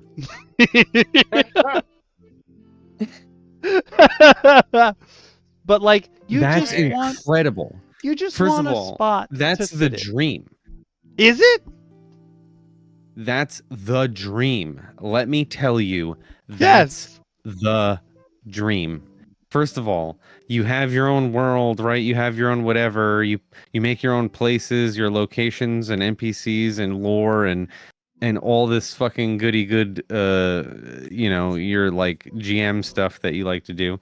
And you get to run 3 games, sometimes 3 games a week. Or so a real West Marches game is not what they're going to be doing. They're going to be doing an adapted sort of thing. But a real West Marches game is like at the beginning and end of every session, the players are at a safe haven. right? Let's call it like there's this whole untamed island of just wilderness, but there's this one port town with this one inn, and that's where the players start, right? And they start there at the inn and they start exploring, and they get however far they get in a session, and then they get however much treasure and magic items they get or whatever they find or information, or they do whatever they do, and then they have to get back before the end of the session, or else they have to make a roll or whatever and maybe lose their stuff. But whatever, either way, you start and end in every session, and then in between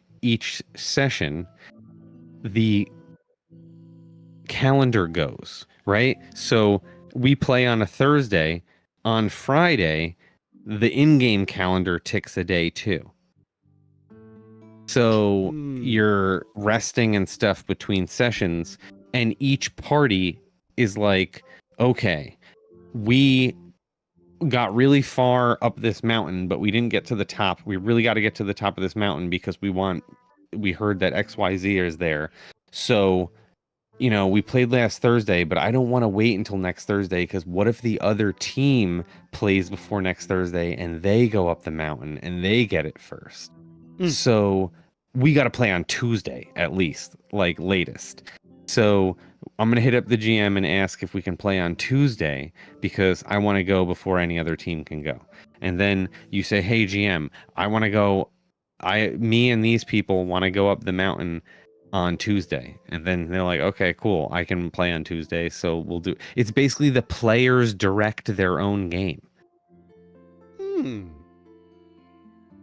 And you have multiple teams, and people can split up and split off of teams and stuff, because ultimately you're all starting from this one inn, and you have rivals and you have friendships, and the real classic thing to do is there's a giant table at the inn, and all the teams carve a giant map into the table as they explore whatever this area is. So every team can benefit from the other team's exploration.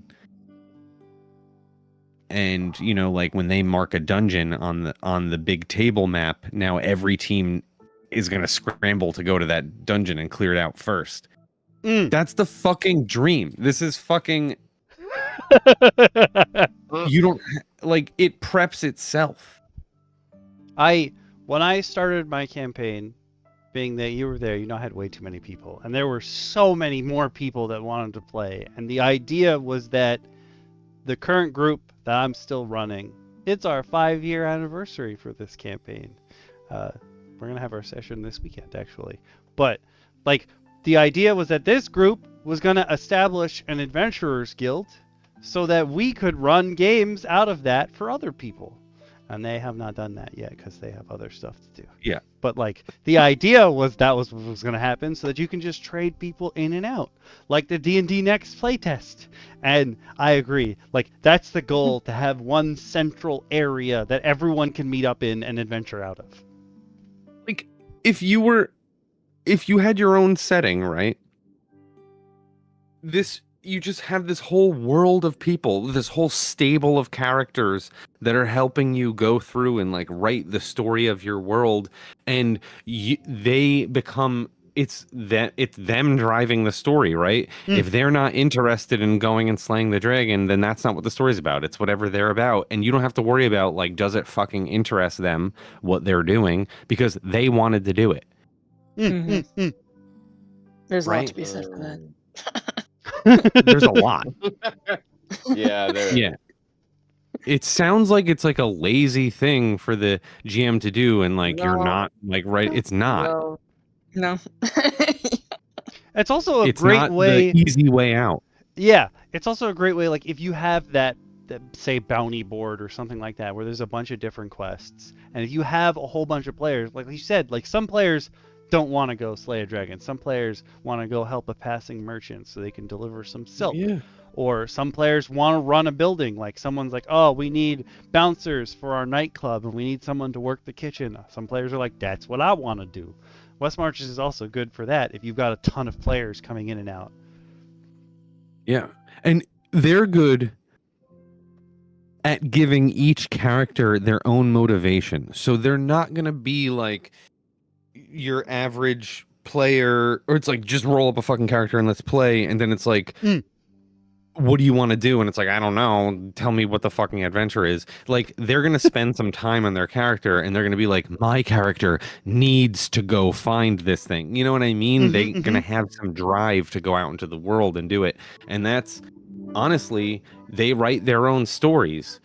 I play a style of game where, you know, I don't cash everyone's story check, right? Like, you could die unceremoniously in my games, but I have a feeling that just because through the nature of the game that they play and the system and stuff, expectations of their table, that's not going to be how that is. So they're going to be able to at least get, you know, some ways into all these different threads, and they're going to have people competing even on the same teams and across teams. Like, it's a great fucking idea for what they're doing, especially if they're making a show out of it. I don't know what they're planning on doing. Like, it's going to rotate. So like once. Yeah, I'm trying to figure out how like, they're going to release it, especially because Matt Mercer is a player in this campaign. Brendan Lee Mulligan is the one running it. And yeah, so, well, he's going to be a player in one team, right? Yeah. So I'm like, how's he going to have... Everyone's already been like, oh, does that mean he's leaving Dimension 20? He's like, no, I'm just going to do both. And I'm like, I don't know how you're going to have the time to do both, but okay. So is there multiple DMs, or it's just Brendan? So far, they've only announced him as the DM. So that's I don't really know. interesting. Yeah, I don't know how he can... I don't know how you can separate like your mind into different partitions to run all that and all the other ones. Well, I think it's very interesting because if the whole like calendar ticks by thing that I mentioned in my, you know, like quote unquote real West Marches business is there to like create that sense of urgency that like we have to do things or whatever, but it's also to aid in like how the players aren't going to run into the other players. Every time one group of players goes out into the world, the other group of players are back at the inn. Do you know what I mean? So you don't have to worry about running into people that aren't at the table and can't talk for themselves. And the GM never has to talk for any of the other players. And I don't know. I just think this is a good idea. Do you remember in the past I said that I think years ago I was like, we have enough GMs now, capable GMs now, that we could all split up a map, make our own biomes and whatever, and like fuck them together into a weird pie chart. And we could run big set of games with like player driven, where groups of players say, I want to do this adventure in this place and blah, blah, blah. And that GM would then run that game for that group because that group wants to play something in that GM's area. It's like a multi-GM West March. Yeah. I said that years ago. Yeah. I'm 100%. That would be a lot of fun. I remember that. Yeah. You know, you just have like this week, these are the available adventures, right? And you have a whole group of players. A few players might be like, I'm into this one adventure, like let's do that. And then that's the GM that week. You know what I mean? Like, I'm free on this day. I can do it on here. I love this. I don't know. So like in the background, as most of you have heard, I'm working for a TTRPG company now, and in the background I'm talking to my boss about stuff, and like these ideas for if we could just get people together to play D&D, everything would be so much better. Like, yes, just if we could have some tables going someplace, that would be fantastic. Yes, I don't know anyone who runs any D&D games. New Paltz has a really big community right now. They have a game going that's, I guess, sort of, kind of West Marches-ish, but I don't think that they do the calendar thing. But they have like 100 players and 6 different DMs who run games like at least once a day. And like the cafe's Discord is constantly going, being like, I'm the DM that will be in there on this day. Do you want to come to the game? And if it hits the numbers, they just go to the cafe. So there's also a thing called like open table too, where it's like I'm going to be running a game here, then like come on down. It's open table. We have 6 seats. Yeah. Right? Like, so they could be doing things like that too. I just know they're not doing Adventurers League because, listen, nobody here wants the extra rules on top of the already existing rules of professional D&D. I don't know how I got them. I don't remember ever playing in an Adventurers League game, but I have some of the certificates that say like my character got to this level and I own this magic item, and like you have to bring those to the next game. I'm like, nope, nobody's doing that.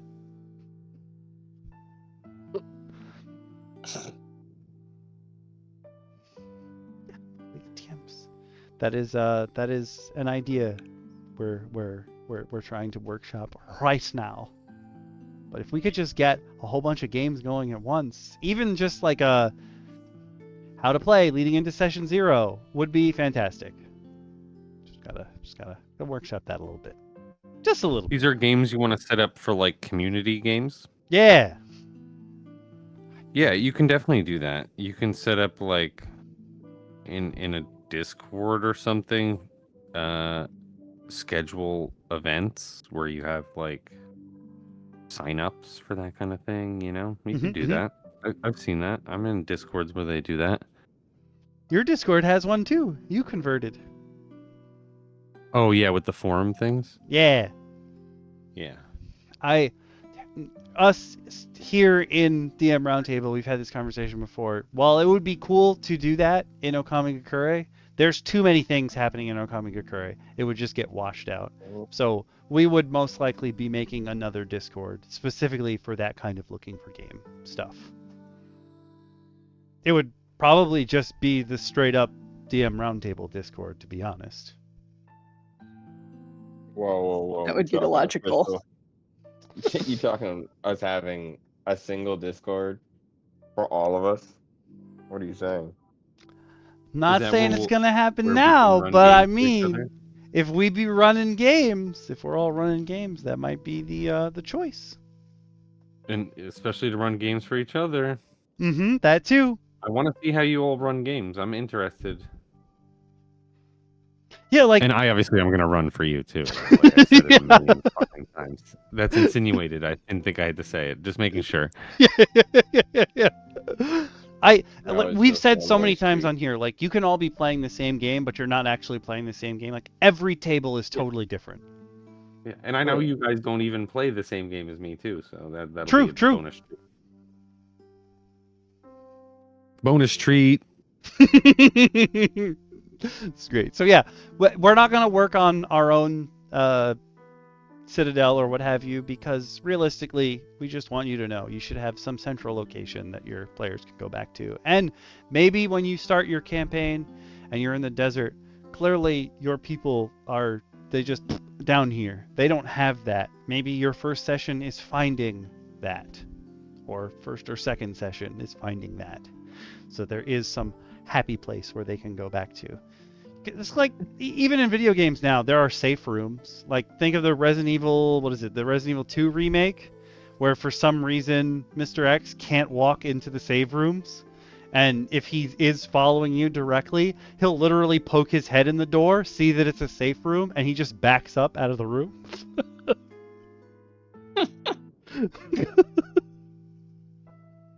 Everybody needs a safe room. And you could make it like Cardna and DM Shin, where maybe it's a safe room now, but it doesn't have to stay that way. That room was never safe. It was definitely safe. It's just you guys may or may not have upset the balance of safety. Okay. By walking into it? Yep. I cannot confirm or deny what caused safety to dissipate in that moment. Mm-hmm. I can say, however, that It was unfortunate that the box woke up, then proceeded to get murdered by the thing that DM Speedy saw. True. Because he did see it. That's true.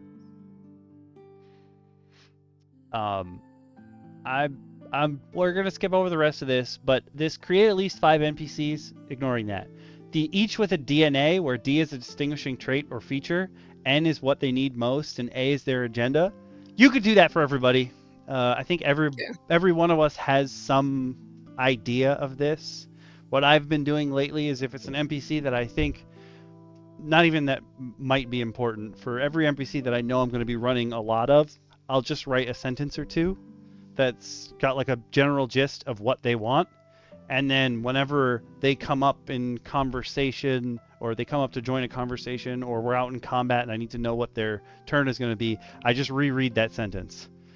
And it's like, oh, this guy wants that. So I know his next step is going to be something that gets him closer to that thing that he wants. Just make it easy for yourself when you're going. Because you're going to have a lot of stuff as the DM to keep in your head. And every question that your players ask is going to chip away at the little bit of knowledge that you have built for this moment specifically. So just make it easier for yourself. And it's not to say that you don't want them to ask questions. It's True. Just, you can get bombarded easily. Yep. You're gonna have all your notes, but then they're gonna ask the NPC the same question like 40 fucking times. Yes. And you're gonna be like, there's no notes. I just gotta stop this conversation by any means possible. Like, this is terrible. I cannot keep doing this. Like, I'm a shopkeeper. Move along. I wanted to play this game with you, but now I just want you to leave. Oh wait, that's just my players? No, it's not. As one of your players, I don't know, should I be offended? No. No. I get a lot of my players love to do we're going to change this character's whole worldview in the 7 seconds we've talked to them. Yeah. No. Okay. Yeah. Also, just for the extra credit, here it says describe stuff. They're saying take the time to write a few sentences about each structure. I'm just going to say, as the DM, remember that your players can't see what you're envisioning unless you describe it to them. Especially if you're not running minis. So remember to tell people what you think. Like what you think this looks like. How you're seeing this character in your head. Just describe people. Otherwise they're going to be like, I have a name, but other than that, I don't even know like what race they are, how tall they are, what color they are, that sort of stuff. Just remember to tell your players that's what this stuff is. At the beginning, I had a huge learning curve realizing that the only person at my table who knew exactly what I was thinking without me having to say it is DM Bacon. And I had to describe everything to the other people to be like, oh yeah, no, he's the only one who's reading my mind currently.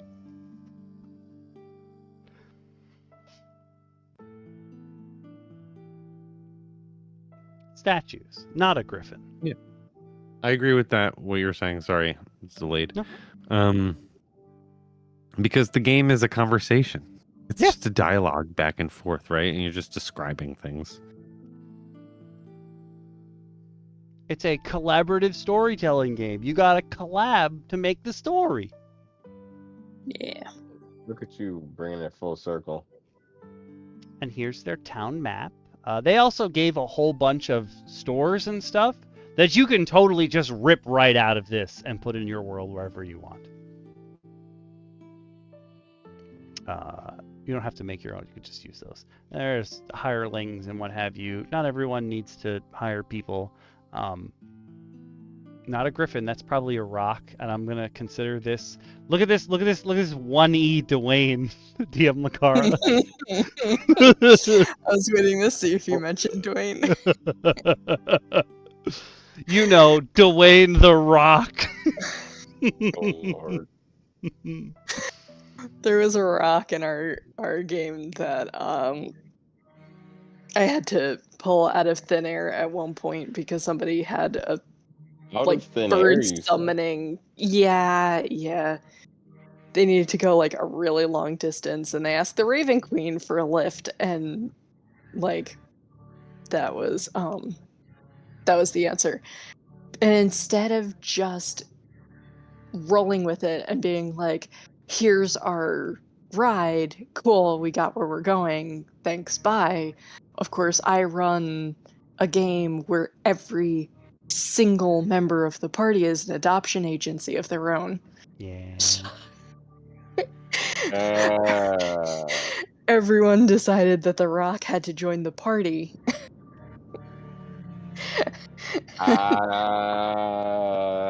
They named oh. it was a whole Is thing. it an Even when it actual tried rock, to or eat is this them.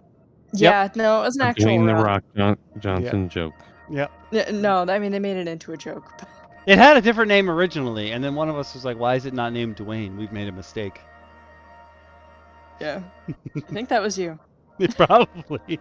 Because there is that joke is like actually very popular. So there are pictures of the 5e Rock with Dwayne the Rock Johnson's head like everywhere, and people sure. make like 3D prints What's of it. the 5e rock? Yeah, like the 5e the art from the, I guess it's the Monster Manual ? Question mark. Oh, let me see. Yeah. Dwayne the Rock. It came up.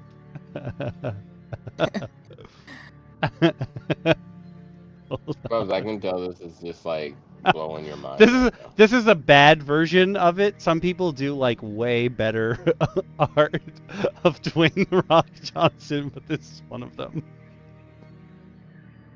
There are all kinds of this Dwayne the Rock Johnson. Am I supposed to see something?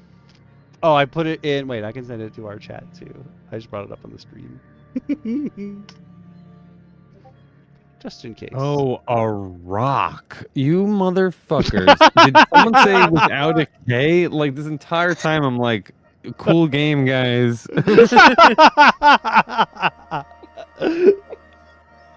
Fucking cool.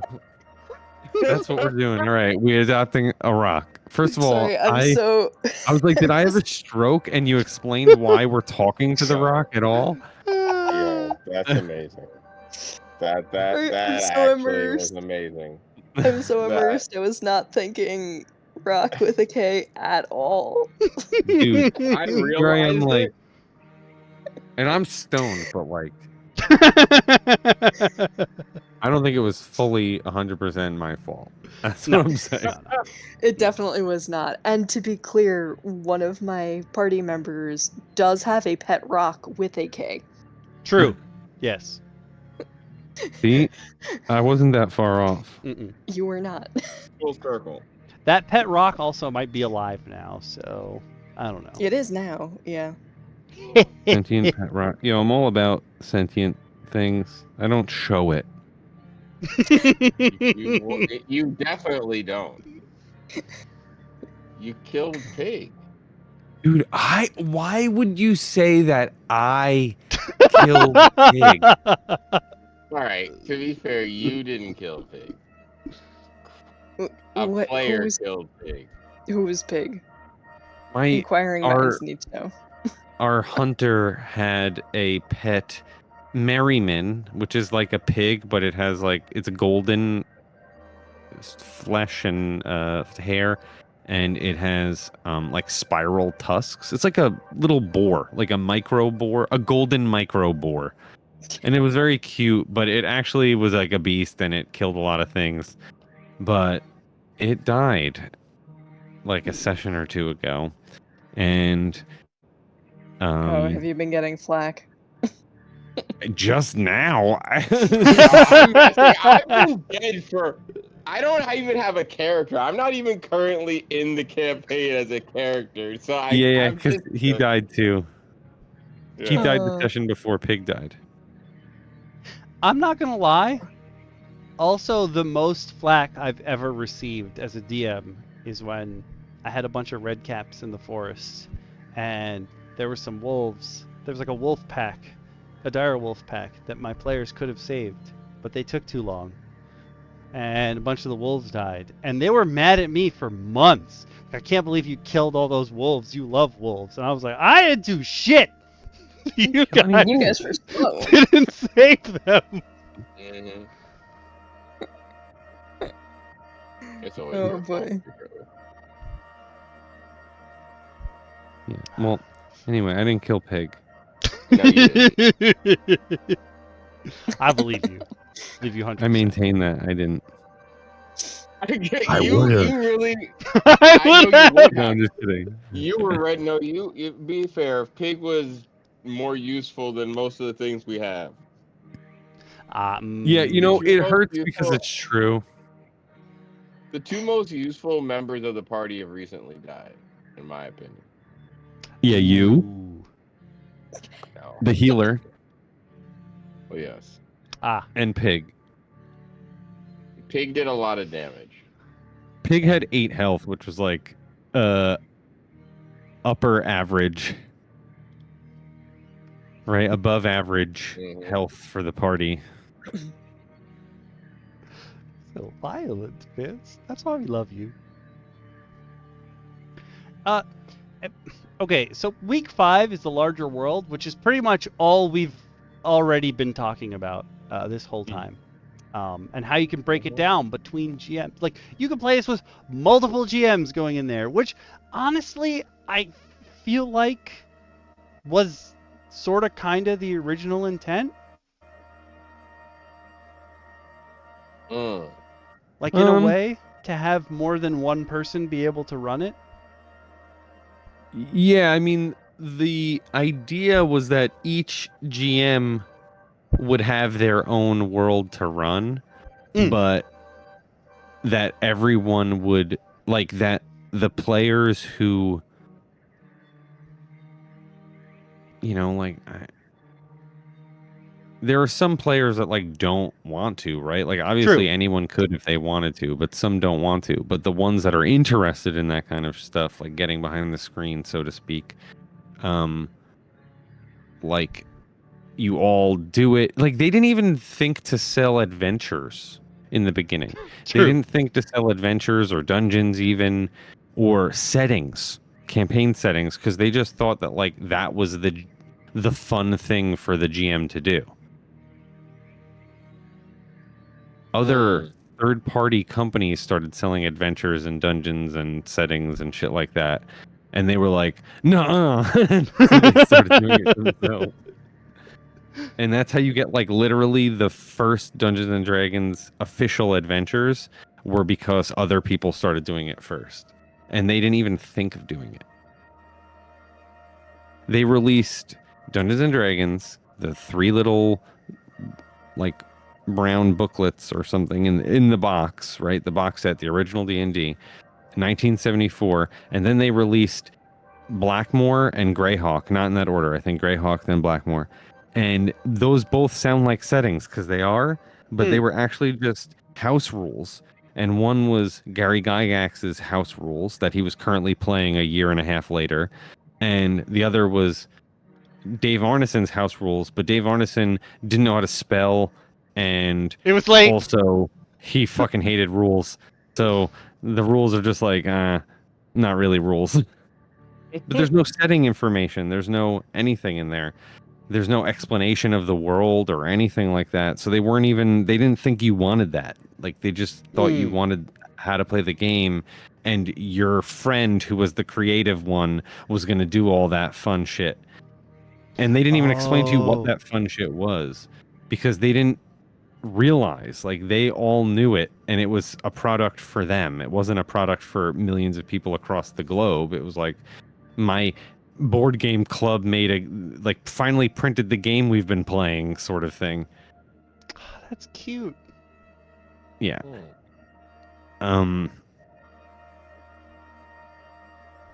like, Yeah. the internet didn't exist like it does now back then, so they for sure weren't thinking of being able to give it to anyone besides who was coming to your game night. I mean, this is 1974, so it's like there were places that stocked it, but like they had to call them and right, Yeah. they got into a catalog, like maybe they got ordered that way or something like that, right? It was not like Stranger Things came out or Critical Role was around or anything like that, you know? Mm-hmm.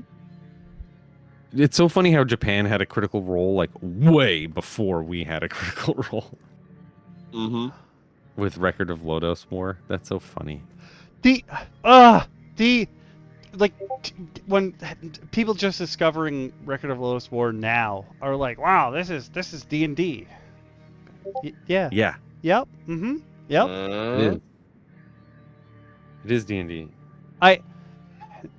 Semi-related on the same tangent. One of my players, Creepshow Kate, loves Dungeon Meshi, like Delicious in Dungeon.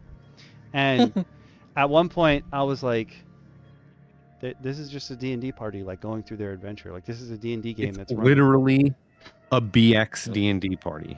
Yeah. That's exactly. And Creepshow Kate was like, well, I mean, it's like it, but it's not. And I'm like, no, it's literally a party. Like this is somebody's D&D game. It's beat for beat a party. It is. Yeah. The thief is not good at fighting or anything. He's gonna die if he gets hit once, right? Mm-hmm, the elf can't get hit. She just like casts a spell, and then it's like I gotta sit until you guys do something, right? Like they're playing off these old classic tropes. Yep. Like I hate to say it like this, but the biggest thing I think that hurts players that go backwards to older editions of D&D is that you're not built to fight when the fight breaks out. Well, only the fighter is built to fight.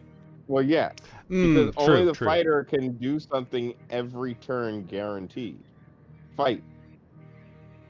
Yeah, it's like the game isn't a combat game. The game is like an exploration and you know, I guess treasure hunting game, right? So if a fight is like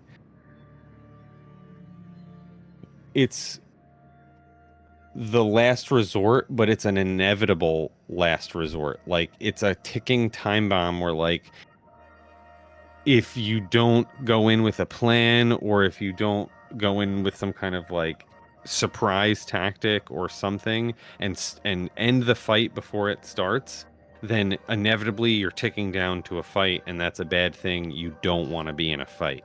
Only fighters are good at fights, but you need more than other, you know, every time you get into a fight, you tax the fighter, you tax everyone else, you maybe lose someone. Thank you. That almost came out like, thank you. That was, I don't know why that voice came out. Sorry.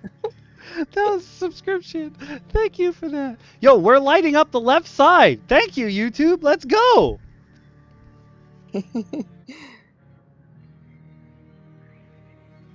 I no, I lost my train of thought. After thank you almost escaped. Crap, what was I gonna say? Some board games, since me and Oxford Comma unboxed Maladum, which I'm gonna be honest with 100% of you, I bought specifically for the terrain because Battle Systems makes the best looking cardboard terrain there is, and their system just works. You bought something for terrain? Crazy, right? I didn't realize that the deluxe rulebook has like a lore section for the world, so you can convert like all of that pretty much straight into D&D, which is really nice. But as we were like going through the boxes, one of the things that it has is it has a doom counter on it, and there's just a separate thing that you keep on the other side of the map. Like you keep it away from the map, and as the game progresses, the more times your players do stuff within the dungeon, the doom counter goes up, and it goes from like disquiet to despair, and then it ends at like doom. They're all D words, But like as it gets higher, more and more creatures come in, more and more enemies that are tougher start spawning, and both Maladum and like the Resident Evil board games also have a very similar system where like you can go adventuring, but the more like active you are in the monster hotel or whatever, the more upset you're making its inhabitants. So there's a ticking time bomb. Like, do you want to fight enough guys that you think you can win against, or do you want to try to get that really good treasure, but then have to fight like the vampire lord at the end? I like that. I mean, that's like dungeon levels, right? The further you go, the harder it gets, or just convert it to the longer you stay in. Mm-hmm.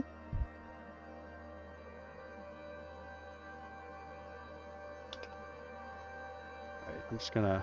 We basically talked about how you can sketch out geography, outline other worlds, planes. We said at the beginning it could be everything's next to each other, or maybe the sand is like at the tippy top, and all the other weird biomes and like layers of history are underneath you. You just have to keep spelunking deeper and deeper.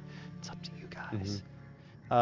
Develop a pantheon of gods and powers. Yeah, sure. Everybody's religion exists in some way. You just can't talk to your gods anymore, but people probably still worship the same stuff, even if they can't. And you could go the Forgotten Realms way, where, like, if you, canonically in the Forgotten Realms, if you worship a pantheon, or specifically a god from another pantheon that does not exist in the Forgotten Realms, when you pray, your prayer goes to whoever the proxy is. And if they are also part of that original pantheon, like Tyr's the easiest example. Like if you worship Odin and you end up in the Forgotten Realms, when you go to pray, your prayers are heard by Tyr. And now you get Tyr's blessing instead because he's the only god that's worshipped in the Forgotten Realms from that pantheon. You could run it like that if you want to. Or maybe your prayers just go unanswered completely. But sorry, I cut you off. What were you going to say? Me? Yeah. Oh, sorry. No, I just wanted to say I like this advice here. Steal liberally and avoid the trap of making gods with nicely aligned domains. Poseidon was the god of the sea, but also the god of horses. That is the second time that specific fun fact has come up for me. Oxford also mentioned it when we were unboxing Maladum. You know, god of the sea, but also of horses. That's why. It's like some weird link to that Derby game that everyone's playing right now. Is there some secret link to Poseidon now? Oh, could be, probably. That's why you have the god or goddess of fertility, farming, and fucking, or like wine farming and fucking, right? Yeah.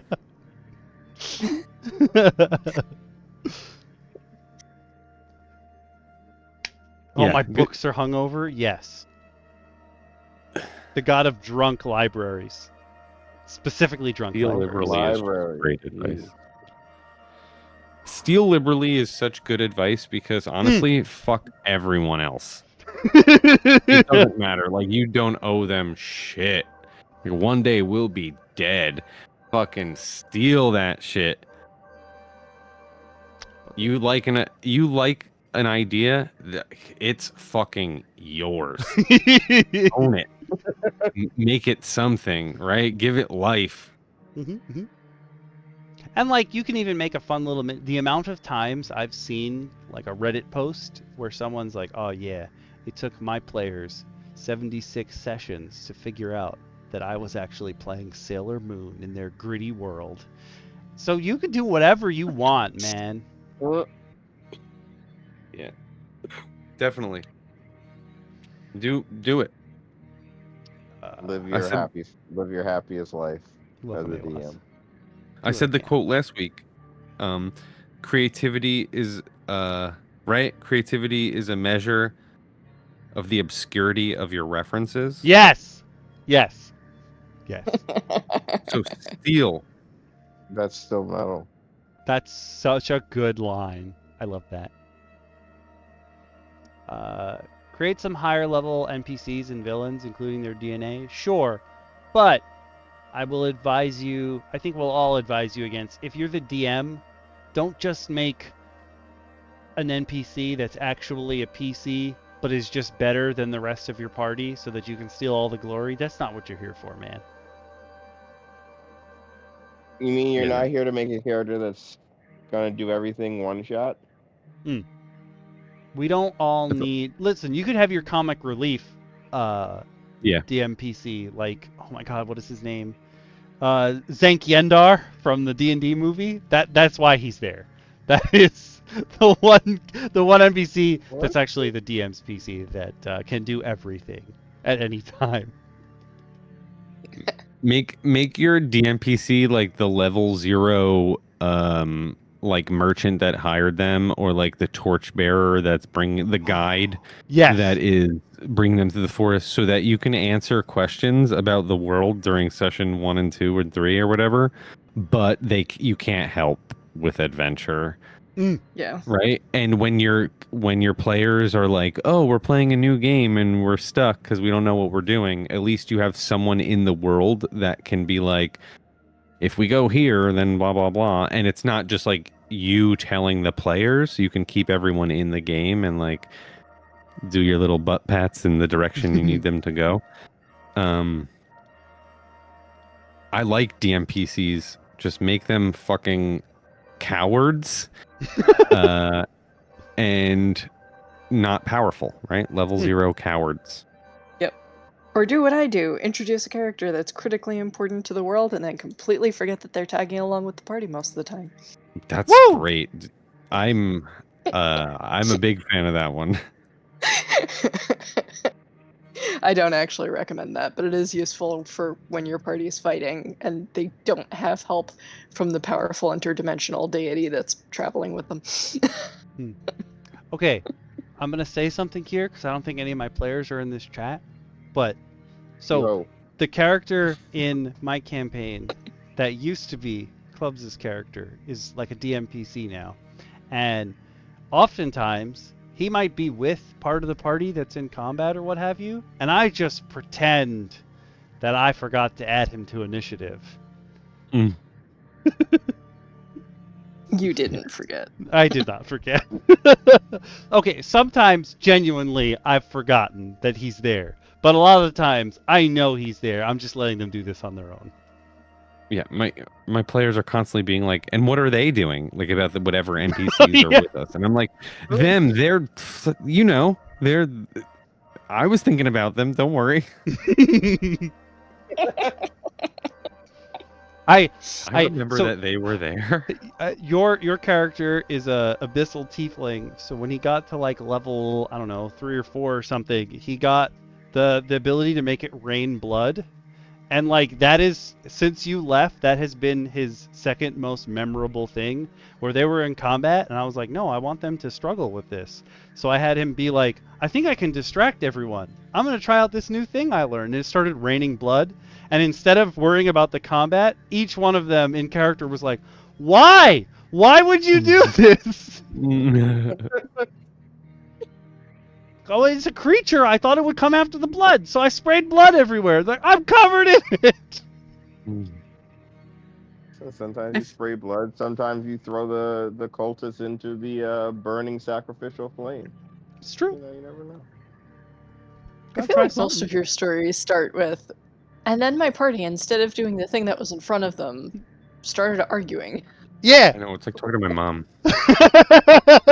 Yes. Yes. Well, you were there for the worst one by far. At the when I introduced the BBEG, we found out that one of the other players, the rest of the party found out one of the other players is like basically like a low-level deity and had been palling around with the party so that they could get close to the bad guy. And I was supposed to have a big interaction there, but instead, Grimjack's character was like, "You've betrayed us. How dare you use us? I'm going to attack you instead of anyone else bad that's in this room." It's always fun. What you doing? A little misguided.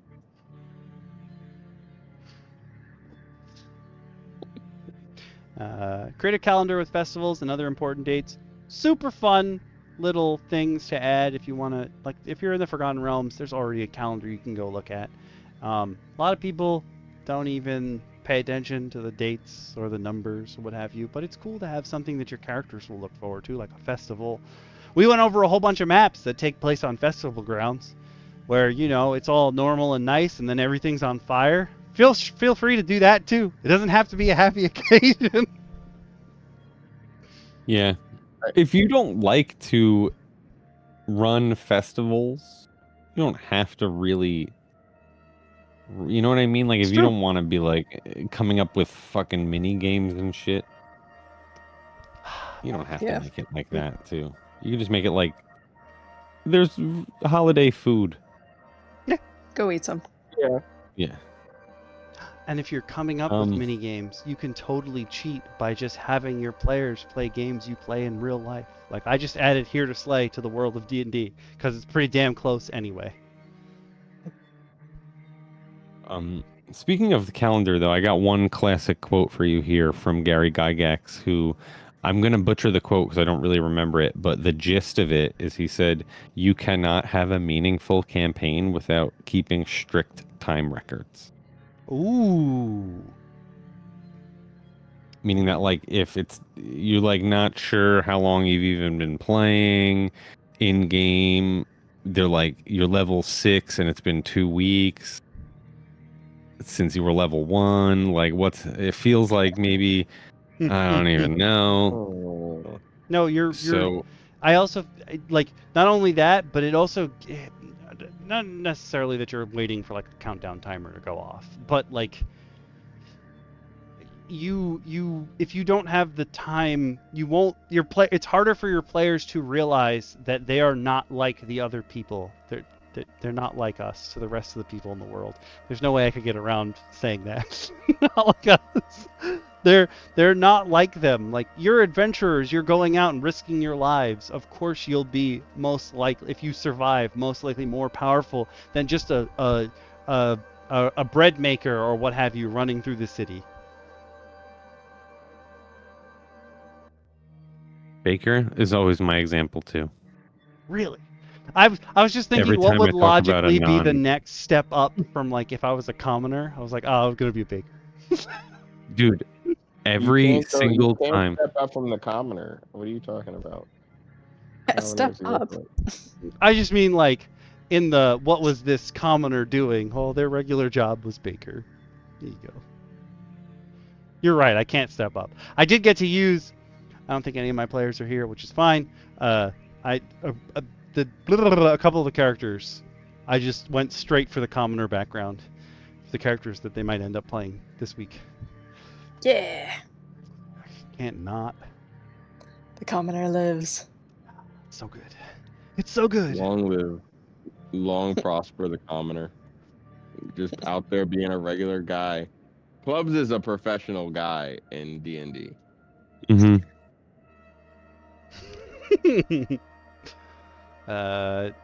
Generate some events and rumors from other lands. Yes, 100%. Make your players feel like the world is lived in. It's not just like what ground they step on is the only part that's alive.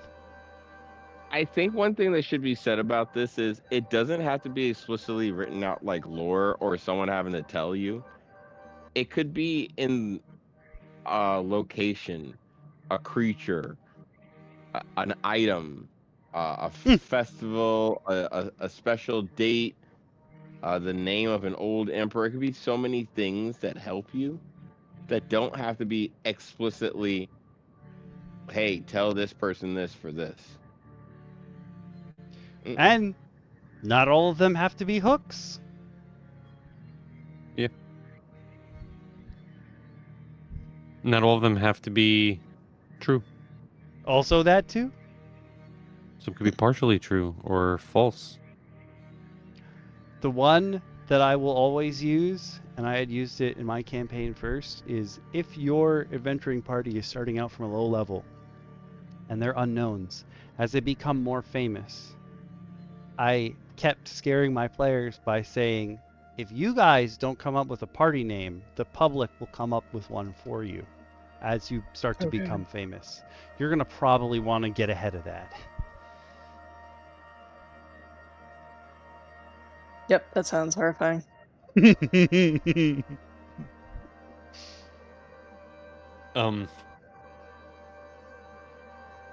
That's funny.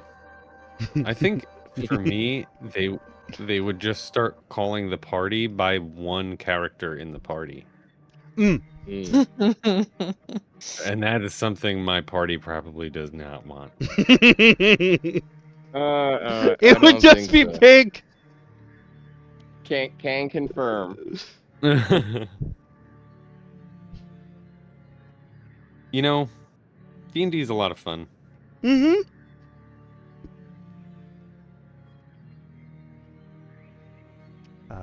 What do we got next on here? Generate some events. Oh, the same thing we did. I can't read. Create more magical relics of the world and a short history for each.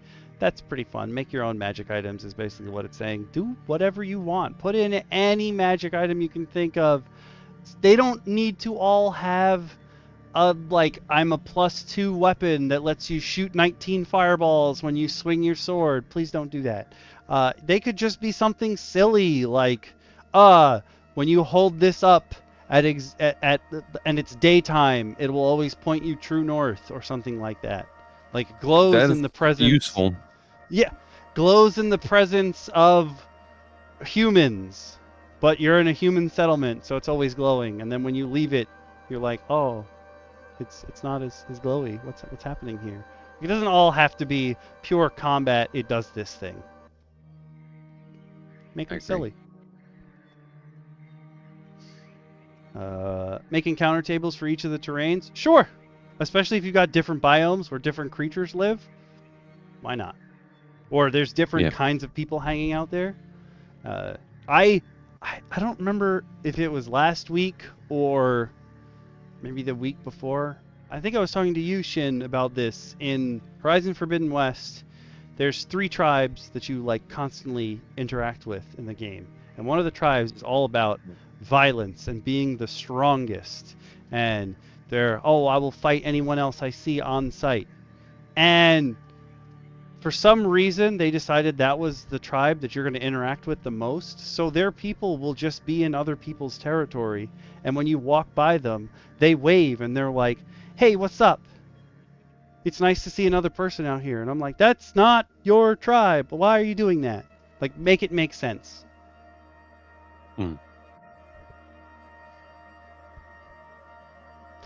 Develop a rival company of adventurers or mercenaries. I love that, because even like what you had said when you're doing the West Marches type thing and you want to get in there before the other players can steal your glory, or you want to race to something, I just like the idea of having something to strive for. Like, we gotta be better than this other group. And rivals doesn't have to mean like combatants. True. Right? Like it doesn't mean that like you guys like come up with a fight versus another party. It just means like put another party there. Like you guys could help each other. You guys could, especially if you're putting it on a random encounter table. Well, you don't know what situation the players are going to be in when they come up and they meet this other party, right? If the players are in a very dire situation, the other party could be like, give us some of your treasure and we'll help you. Right? And then all of a sudden it's like you have to give up some treasure to them, so you're kind of not thrilled about that, but they literally get you out of there alive. And you are happy about that. So there's like this like, thanks for doing business, better luck next time, see you on the road. And you're like grateful for it, right? Like that's a weird feeling. And then you might see them again, and then you might be in a different position then where you're not willing to give them treasure, and then you fucking mouth off and shit. Like it just creates itself. Like it's good shit. Exactly what you said. I'm catching. As most of you know, I'm real far behind on like my watch later on YouTube. So I'm watching a friend play through Tales of Zestiria, and you run into this mercenary company when your party's supposed to leave the town that like you're supposed to be protecting, but you need to go do something to help this town outside of town. So you go to try to hire this mercenary company, And the mercenary company is like the most gruff asshole dudes you've ever met in your life. And they're like, nah, why are we going to stay here and die? That doesn't make sense to us. And the guy's like, if you pay us this much money, we'll stay. And you can choose not to, but you can give him the money, and he'll get into an argument with like the other people in your party. They're like, why would you need to be paid to do the right thing? And the gruff guy's like, are you going to pay the families of my soldiers who died and now have no way to make money or protect themselves? Like, obviously we need money. And your party's like, oh, I guess that is a thing you're going to have to deal with. And then he asks you a couple of questions, and the rest of your party's like, I don't trust these guys. Why are you giving them your money? And the main character says, like, they just signed a contract, and from everything they've said, I fully believe in their like desire. Like, they're not gonna renege on a contract that they've signed. Like, I fully believe they believe in what they're saying. And when you say that, the leader of the company, like, he throws your gold back at you, and he's like, that's the right answer. And you find out they're like the nicest people in the world. They just will only work when it is beneficial to them, even if it's the right thing to do. So maybe your rivals aren't bad guys. They're just trying to live their lives, just like you're trying to live yours. Yeah. Maybe you have to. Maybe you save them sometime. Maybe whatever. You know, like the story will write itself.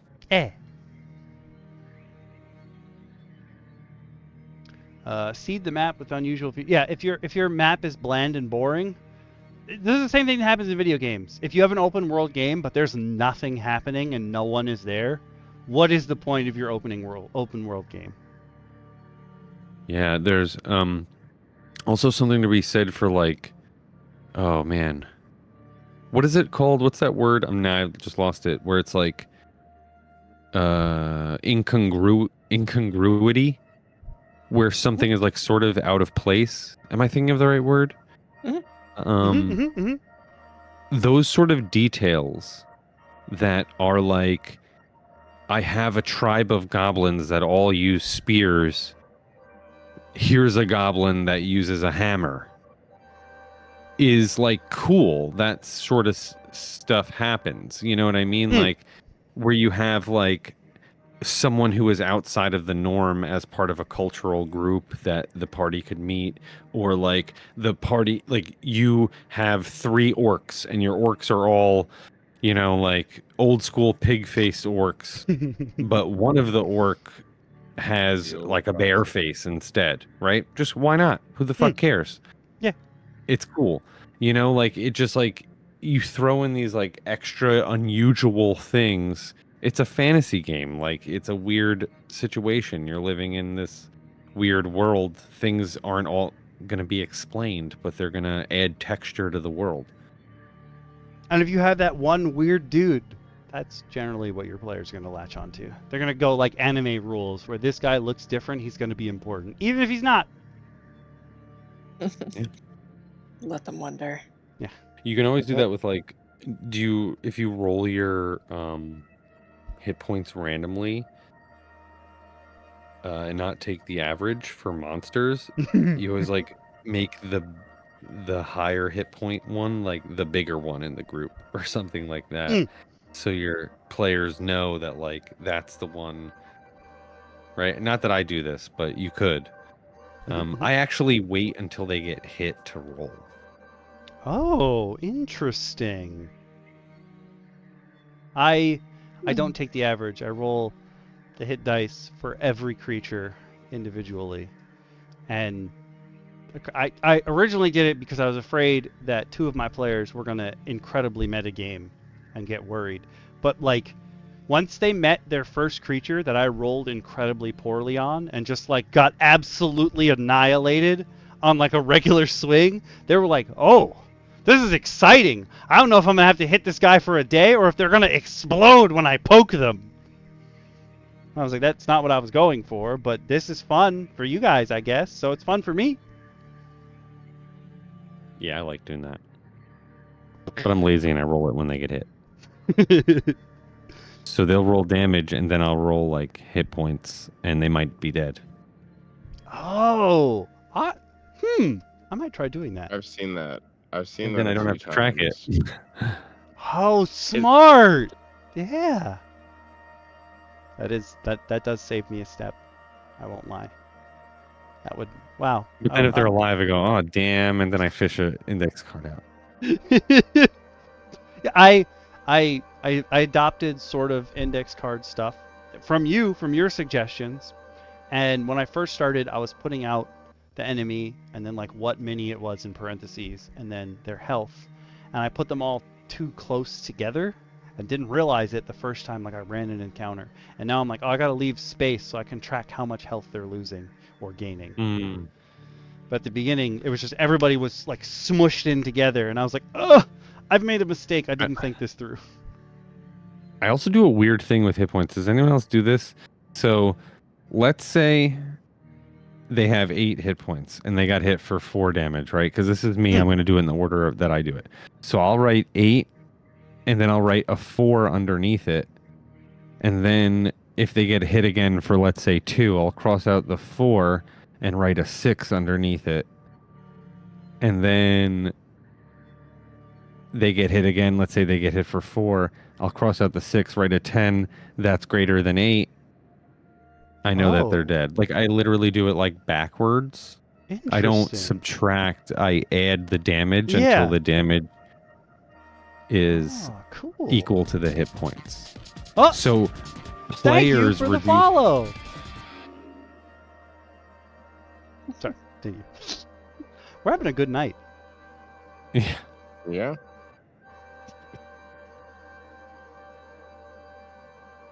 Anyway, don't like subtracting. I like adding. That's my point. Honestly, I think adding would help me out more because I'll cross it out, but I'm just subtracting on my way to 0. Or occasionally I cross out.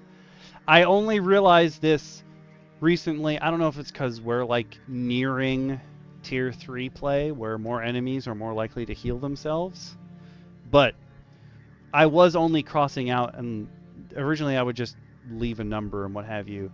Or like where they were once I needed to start tracking, thinking that my players were going to kill them soon. And I was like, oh, now people's health goes up, so I have to track every sort of subtraction that has been made.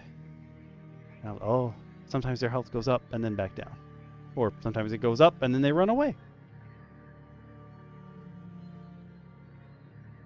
Interesting, but adding up is because the way our brains process, up is easier than down. Yeah, Sometimes. I need everything to be like easy for me. Easier is better.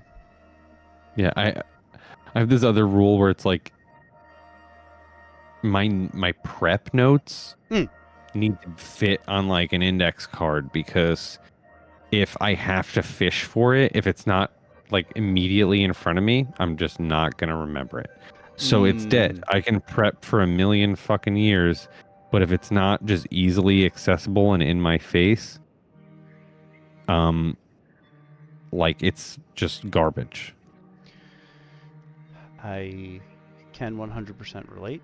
I will say I recently got, actually it was DM Bacon who gave it to me. He gave me a DM screen that has magnets that you can put on it. And so I'll take like the index cards and I'll slap them there with the magnets. And like that has been so beneficial to me. Yeah, that's good. Index cards really help. I mean, like I'll do like, I don't know, like one thing per index card, not like a line, but you know what I mean? Like write a few lines about something out on an index card and have maybe like 2 to 3 of those. But you got to see, when I started, I had like Google Docs for each session. They never got read. Yep. Like it was not something that I used. So I have to, I said this a long time ago, but I used to be really into these videos by this channel Runehammer, who had this really good prep technique that was just think of cool shit. And it's just like, think of the cool shit you want to do. Like whatever you want to have in your game, just think of that cool shit, right? And that you just build your session based on it. I don't really play games this way anymore. But one step in that, like the later step, was to just put like reduce everything down to the barest minimal amount of words that you need to run that thing. So that's sort of what I do. It's like, I'll put like a D6 table of stuff so I can keep something interesting. It's like there's a coffin here, there's D6, whatever things in there. And a lot of times now I'm like playing prepped material, like I'm playing like official material anyway, so I'm not even doing this shit. But if I need to, I just have like 1 to 3 index cards, and I don't even get to look at that shit really. Like, if it's not in the game, it's fucking out. It doesn't happen. So, that's my shit. That's my issue. I like that. I suggested, if you guys want to tell us about your dungeon or any other part of what you've done in this challenge, leave it in the comments. Come tell us in the Discord. If you're in either of the chats and you want to join the Discord, you can always type in !Discord, and it will take you right there. And then you can come chat with us until, we get to the point where we can make the DM Roundtable Discord and I'll be running our own games. Someday in the future, it'll happen. But you can also just email Ray Otus and tell him, in addition to hitting up the links that you can find in the description or that I shared earlier in the Twitch chat, and going to his page on Itch, you can keep sending him money for this. It's pay what you want, but the beauty of Itch is that you can just keep sending money to a person that really helps you if you want them to have the monies. And then there's a, in the words of Gary Gygax, section over here. If someone wants to read this, they are more than welcome to out loud. I'm going to switch over the music because I have one more theme that I guess was supposed to be at the end. I'm realizing it's going to sound sadder than it's supposed to be because this is a sad song, but it was in the words of Gary Gygax, so I was like, but it doesn't necessarily have to be sad.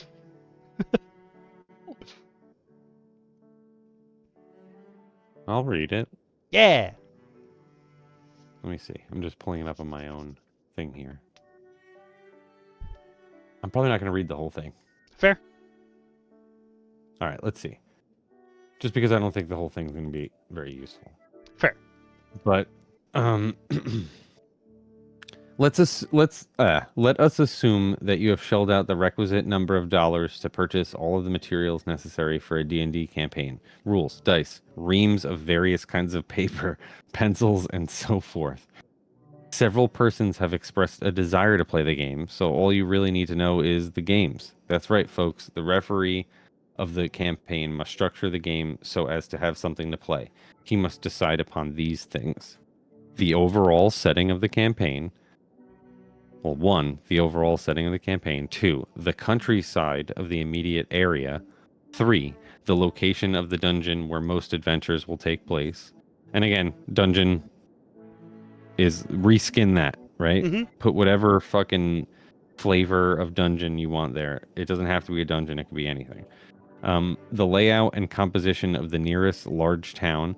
And 5, eventually the entire world, and possibly other worlds, times, dimensions, and so forth must be structured, mapped, and added. This might seem to be too large a task, but it isn't really if you and your players are enjoying the game, and it is odds on you will. Furthermore, not all 5 things need to be done before play commences. In fact, most of the fine referees I know work continually on their campaign, adding, changing, and expanding various parts continually. A thorough discussion of each of the 5 areas, blah, blah, blah, will continue. So yeah, I mean, basically, you don't need all of this stuff. You just need, like, you definitely don't need 5. Oh, true. Right? But the first 4, you can run a game with that. You can run a compelling game. And the whole thing about a dungeon being like where most adventures take place doesn't even have to be like, it doesn't even have to be that. Right? Like, True. You can start it however which way. You can have the dungeon there. You can lead into there. You can have the players decide or not decide. It's up to whatever game style you play, you know. I don't know if you were here for that one, but one of the Reddit articles we went through was, I'm a professional DM, ask me anything, and they were like, oh, before I start a campaign, I spend 30 to 50 hours building the world.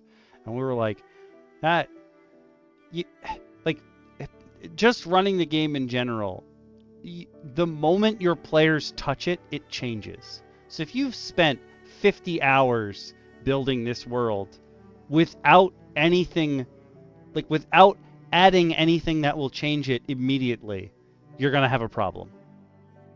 Have you ever heard one of the paid DMs DM a game? I have not. Do you remember a while back there was like this video about the highest paid DM? Highest paid DM? Mm. Well, I listened to him DM 1 or 2 sessions because he did it for like the Barstool crew or something, the Pardon My Take crew. And they hired him to do it for their like podcast. And my friend who only likes sports in the whole world was like, yo, this was so fucking funny. You should listen to it, and sent it to me. So I listened to a session. This is not the kind of game that you would run or play in. This is a kind of game where it's like, it's literally a lot of, and I'm not saying that this is going to be 100% of the case, but this is how this person ran it, right? The most popular paid DM in the world wasn't like you might think to yourself, was he using 5e? Was he using 4e? Was he just like a 3e person? Like, what is so expensive? But in reality, he didn't do any of that. He was like, here, roll this and get a 13.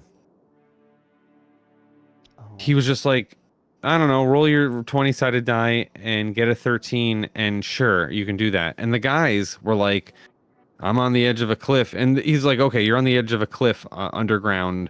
You're in the Underdark. There's fucking 400-foot cliff right in front of you. Your toes are off the edge, and the enemy is getting away. They're flying down in like little gliders to this area. There's like little tiny dragons that are like dragon bats that are like flying around in here too. And whereas like maybe you might be like, okay, I fight the dragon bats or I do whatever, I cast fly, whatever. They were like, what, can I just like drag on, like just jump up and like grab these little dragon bats and fly down after them? And he's like, yeah, sure, roll like an 11. And they roll like an 11 and they all do it, and one of them fails, so it's like he jumps and like gets grabbed by the butt by one of them and is like embarrassingly like dropped off like a stork behind them, but ultimately he's fine because you've got to continue on with the story. Like it is not a crunchy game. It is just like, yeah, sure, like roll this die and we'll have some fun. Right? They're not paying to like have someone do it the right way a lot of times. They just want to do it. And by right way, I mean there's no right way. Yeah. It's just like following the rules might not even be that GM's thing. And another paid GM might be like, yeah, we will run it the way that the book says it is run for you. I haven't, I guess, I don't know if I would consider him a professional GM, but I remember a friend of mine sent me some videos of like a bunch of comedians that were playing. And the guy who was GMing for them, like all of the comedians supposedly had like years and years and years and years and years and years of D&D experience. Like they'd all played before. But like they would not do anything unless prompted. And the whole time the GM was like, oh yeah, you know, you walk into this room and you see a horse. Why don't you roll animal handling? And I was like, I don't feel like they're playing. I feel like you're just telling them what to do. Yeah, I mean, I would agree with that too. It's like everyone's got different styles, I guess. Like I don't know, like and I don't know. Like I don't want to yuck anyone else's yum, you know. Some people might like it, yeah. Some people might like, especially like if you're brand new to the game, I can understand someone like giving you tips. But if the DM is just going to tell me what to do the entire game, that's no different than railroading. Yeah. Or like telling me what I'm not doing. Oh, that too. Like if I'm like, I'm gonna do this, and they're like, no, you're not. That's kind of frustrating. Yeah. Listen, the rule of cool is cool and all, but at some point you have to lay down you still need a boundary wall. But the cool thing about TTRPGs is that you as the group are determining where the boundary walls are. Like when you first jump into the game, there are none. You got to define them together. Power of friendship and all that, you know. I agree. Something you do in your head. Oh, sorry. Actually, do you want to read any more? I don't think we need to go through the rest, although maybe we do. I don't know. Nah. It's just like more Gary opinion. What's at the end? Let me see. If you go down to the bottom there. What does it end with? One more thing. Don't spend too much time merely reading. The best part of the work is the play. So play and enjoy. Yeah, I mean that's some really good advice too. That's like, the good one. There you go. That's the golden rule. That's yes, that 100%. That. You can plan and plan and plan and plan and prep and prep and prep and prep, but you haven't played any D&D until you actually played D&D. You know what I mean? Like prepping isn't actually playing the game. Not to say that it's not fun and you shouldn't do it or anything like that. Yeah, you got to do some prep. Like today, I was trying to explain to my sister. I was rearranging my binders of Geek Tank Games minis because I'm now opening the last packs that I had bought, and I'm like, oh, I need to put them in a. Now that I know I'm gonna have to go places and display them, I'm like, I want to make sure that they're in like a sorting system that makes sense. So I'm going through them, and I was explaining that when you're a player, for the most part, you're buying like one mini, your character. You don't need to go any harder than that, realistically. But like as a DM, you're the one who gets the rest of the stuff.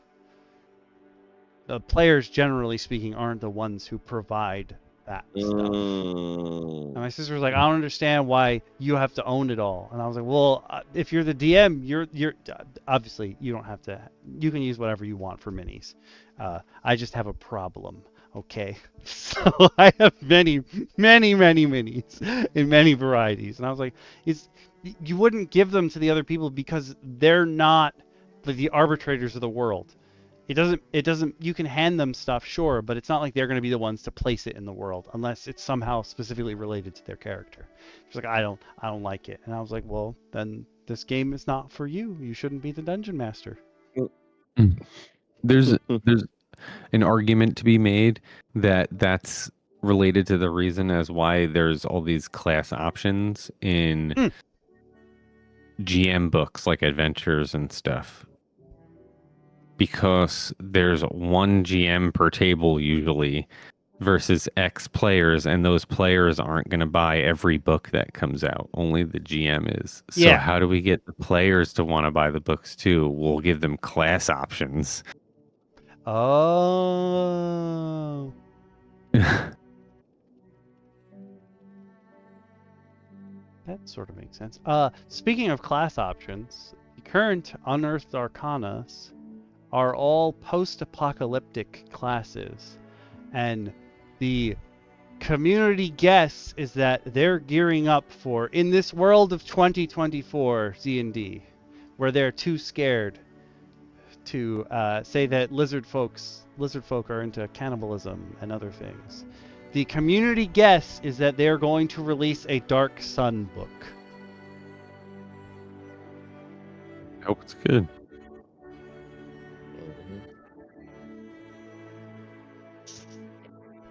I thought that was going to get a much bigger reaction out of DM Shin.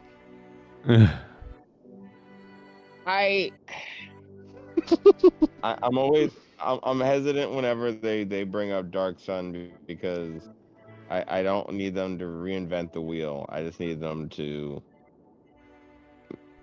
honor it accordingly, and I know that won't happen. Oh. I just turned you into Guy from Street Fighter. I'm sorry. We didn't need this profound sadness. No, don't worry. It's not too much profound sadness on this one. All right. That's good. That's good. Good. I hope that your foot is healed from your last injury, Awaz. I mean, I don't want you to get another injury, but I hope you're all healed up. Okay. Please be safe.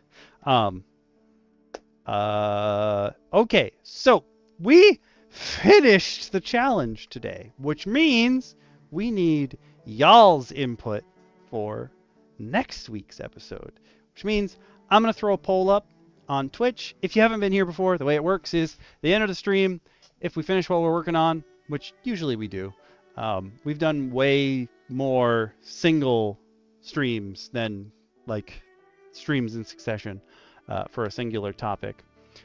But I will release a poll on the Twitch chat. It will run for 10 minutes.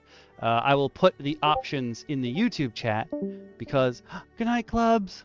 Also, DM Lacara went sleepy sleeps in the middle of that too.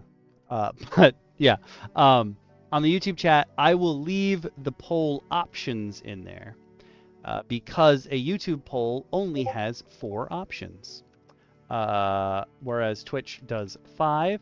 But you have 24 hours from when the stream ends to tell us what you would like next week's stream's topic to be. So even though the poll's only running for 10 minutes on Twitch, you can afterwards come tell us elsewhere. So come on the Discord, leave it as a comment on YouTube. You can hit us up on Twitter if you'd like. Plenty of options for this, but you have 24 hours, and then we will determine what next week's topic is. There are 5 options. So the community, all of your votes go in, and then in our DM Roundtable chat, there's another poll. I add up all the votes together, and that determines what we're doing. For the non-self-explanatory things that are options in the poll, I think that I said it for 10 minutes. I'm not 100% sure. Articles are, we read articles and go over them. Sometimes they're about like people playing the game. Sometimes they're how you can run this. Sometimes they're, this is what the community is all about. You better not get stabbed again. We don't need that kind of stress. You got to be safe, Awaz. One-shot supplements are videos or streams that are on a topic that might encompass many things, like it might be an adventure plus some items and blah blah blah blah blah, but it will just take one stream to get through. Subclasses, that makes sense. We're going to go through subclasses. Maps, makes sense. Show and tell is anything that we've personally worked on or that we actually use when we are DMing our games.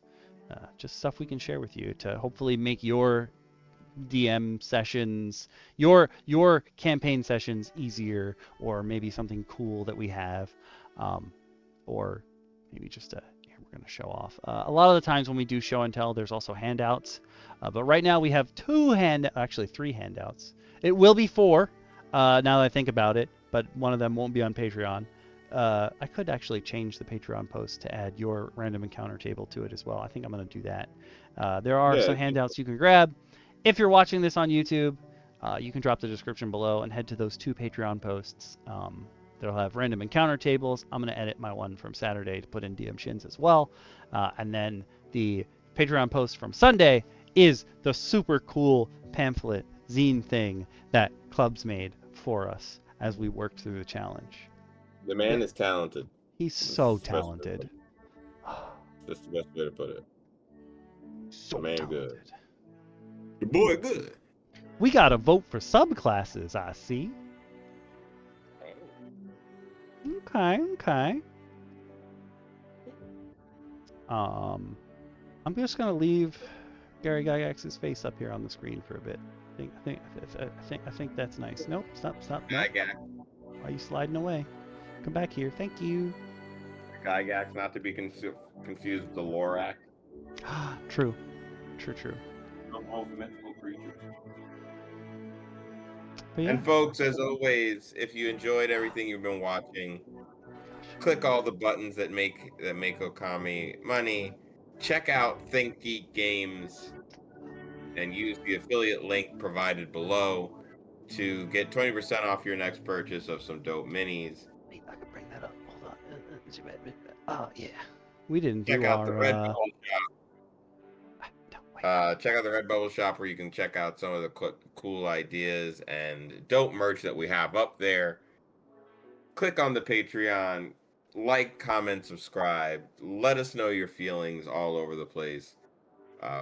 Obviously, the channel is getting bigger. Yeah, we had not one, not two, but 3 people either subscribe or follow while we were going, which was nice. Yeah. And the big subscription was from AWAS. Thanks for rejoining the team. I got to make sure I re-add your name to the line of peoples. For sure. We'll get it all sorted out. We will. I'm going to pop in some of the links on YouTube chat so you can come to our Redbubble shop and check out the designs that we've made about stuff we've talked about. You can also check out Geek Tank Games with exclamation point GTG Minis, and you can get 20% off your next purchase. I love that our shop didn't work on YouTube, but GTG Minis did. I see how this is. I see how it is. We're officially owned. That's what it is.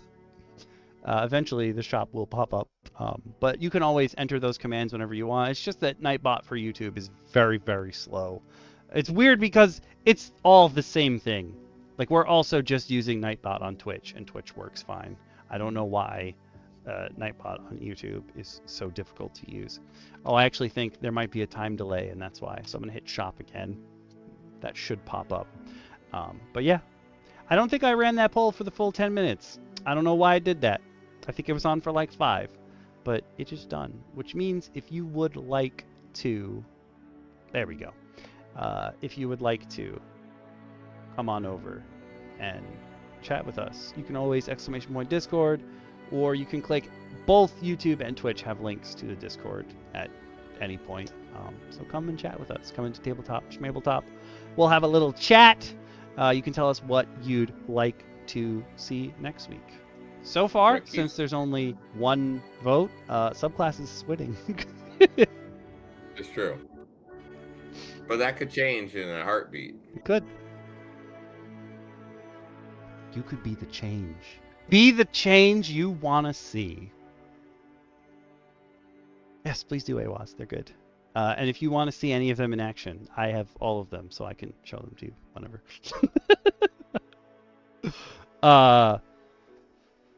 DM Shin, where can people find you the rest of this week? In boxes packing. No. What's in the box? I will be doing a lot of packing. I will tell you, Okami, to check out thank you for checking out the Cardna Discord to double check when we are planning stuff. Yeah. Probably if you are looking forward to watching Cardna and what's going on with that, that will be hopefully starting in the coming month. We'll be setting up our session 0 for that in the next 2 weeks and getting everybody squared away. So I'm excited. Hell. But I'll be finishing prep that once boxes have been settled. Probably before boxes are truly settled. I know you. You're going to carry around that little laptop and you're going to put in whatever notes you possibly can as you go. Yes, that is exactly how I work. It's scary that people know how I function at this point. Listen, ADHD brain is great sometimes. Oh, it's a curse and a blessing. Sometimes.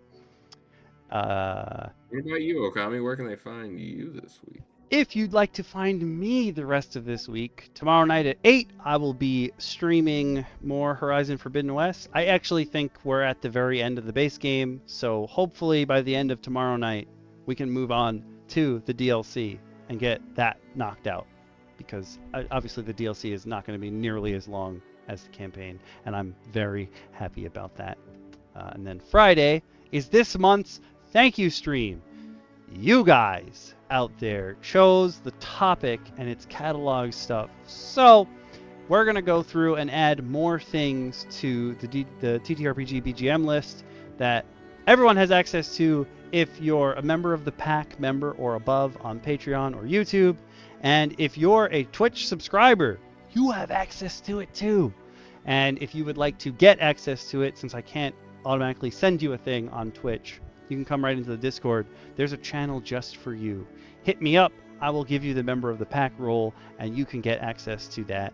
You will also get access to my homebrew repository, which is where I keep all the stuff that I would let people play in a campaign of mine.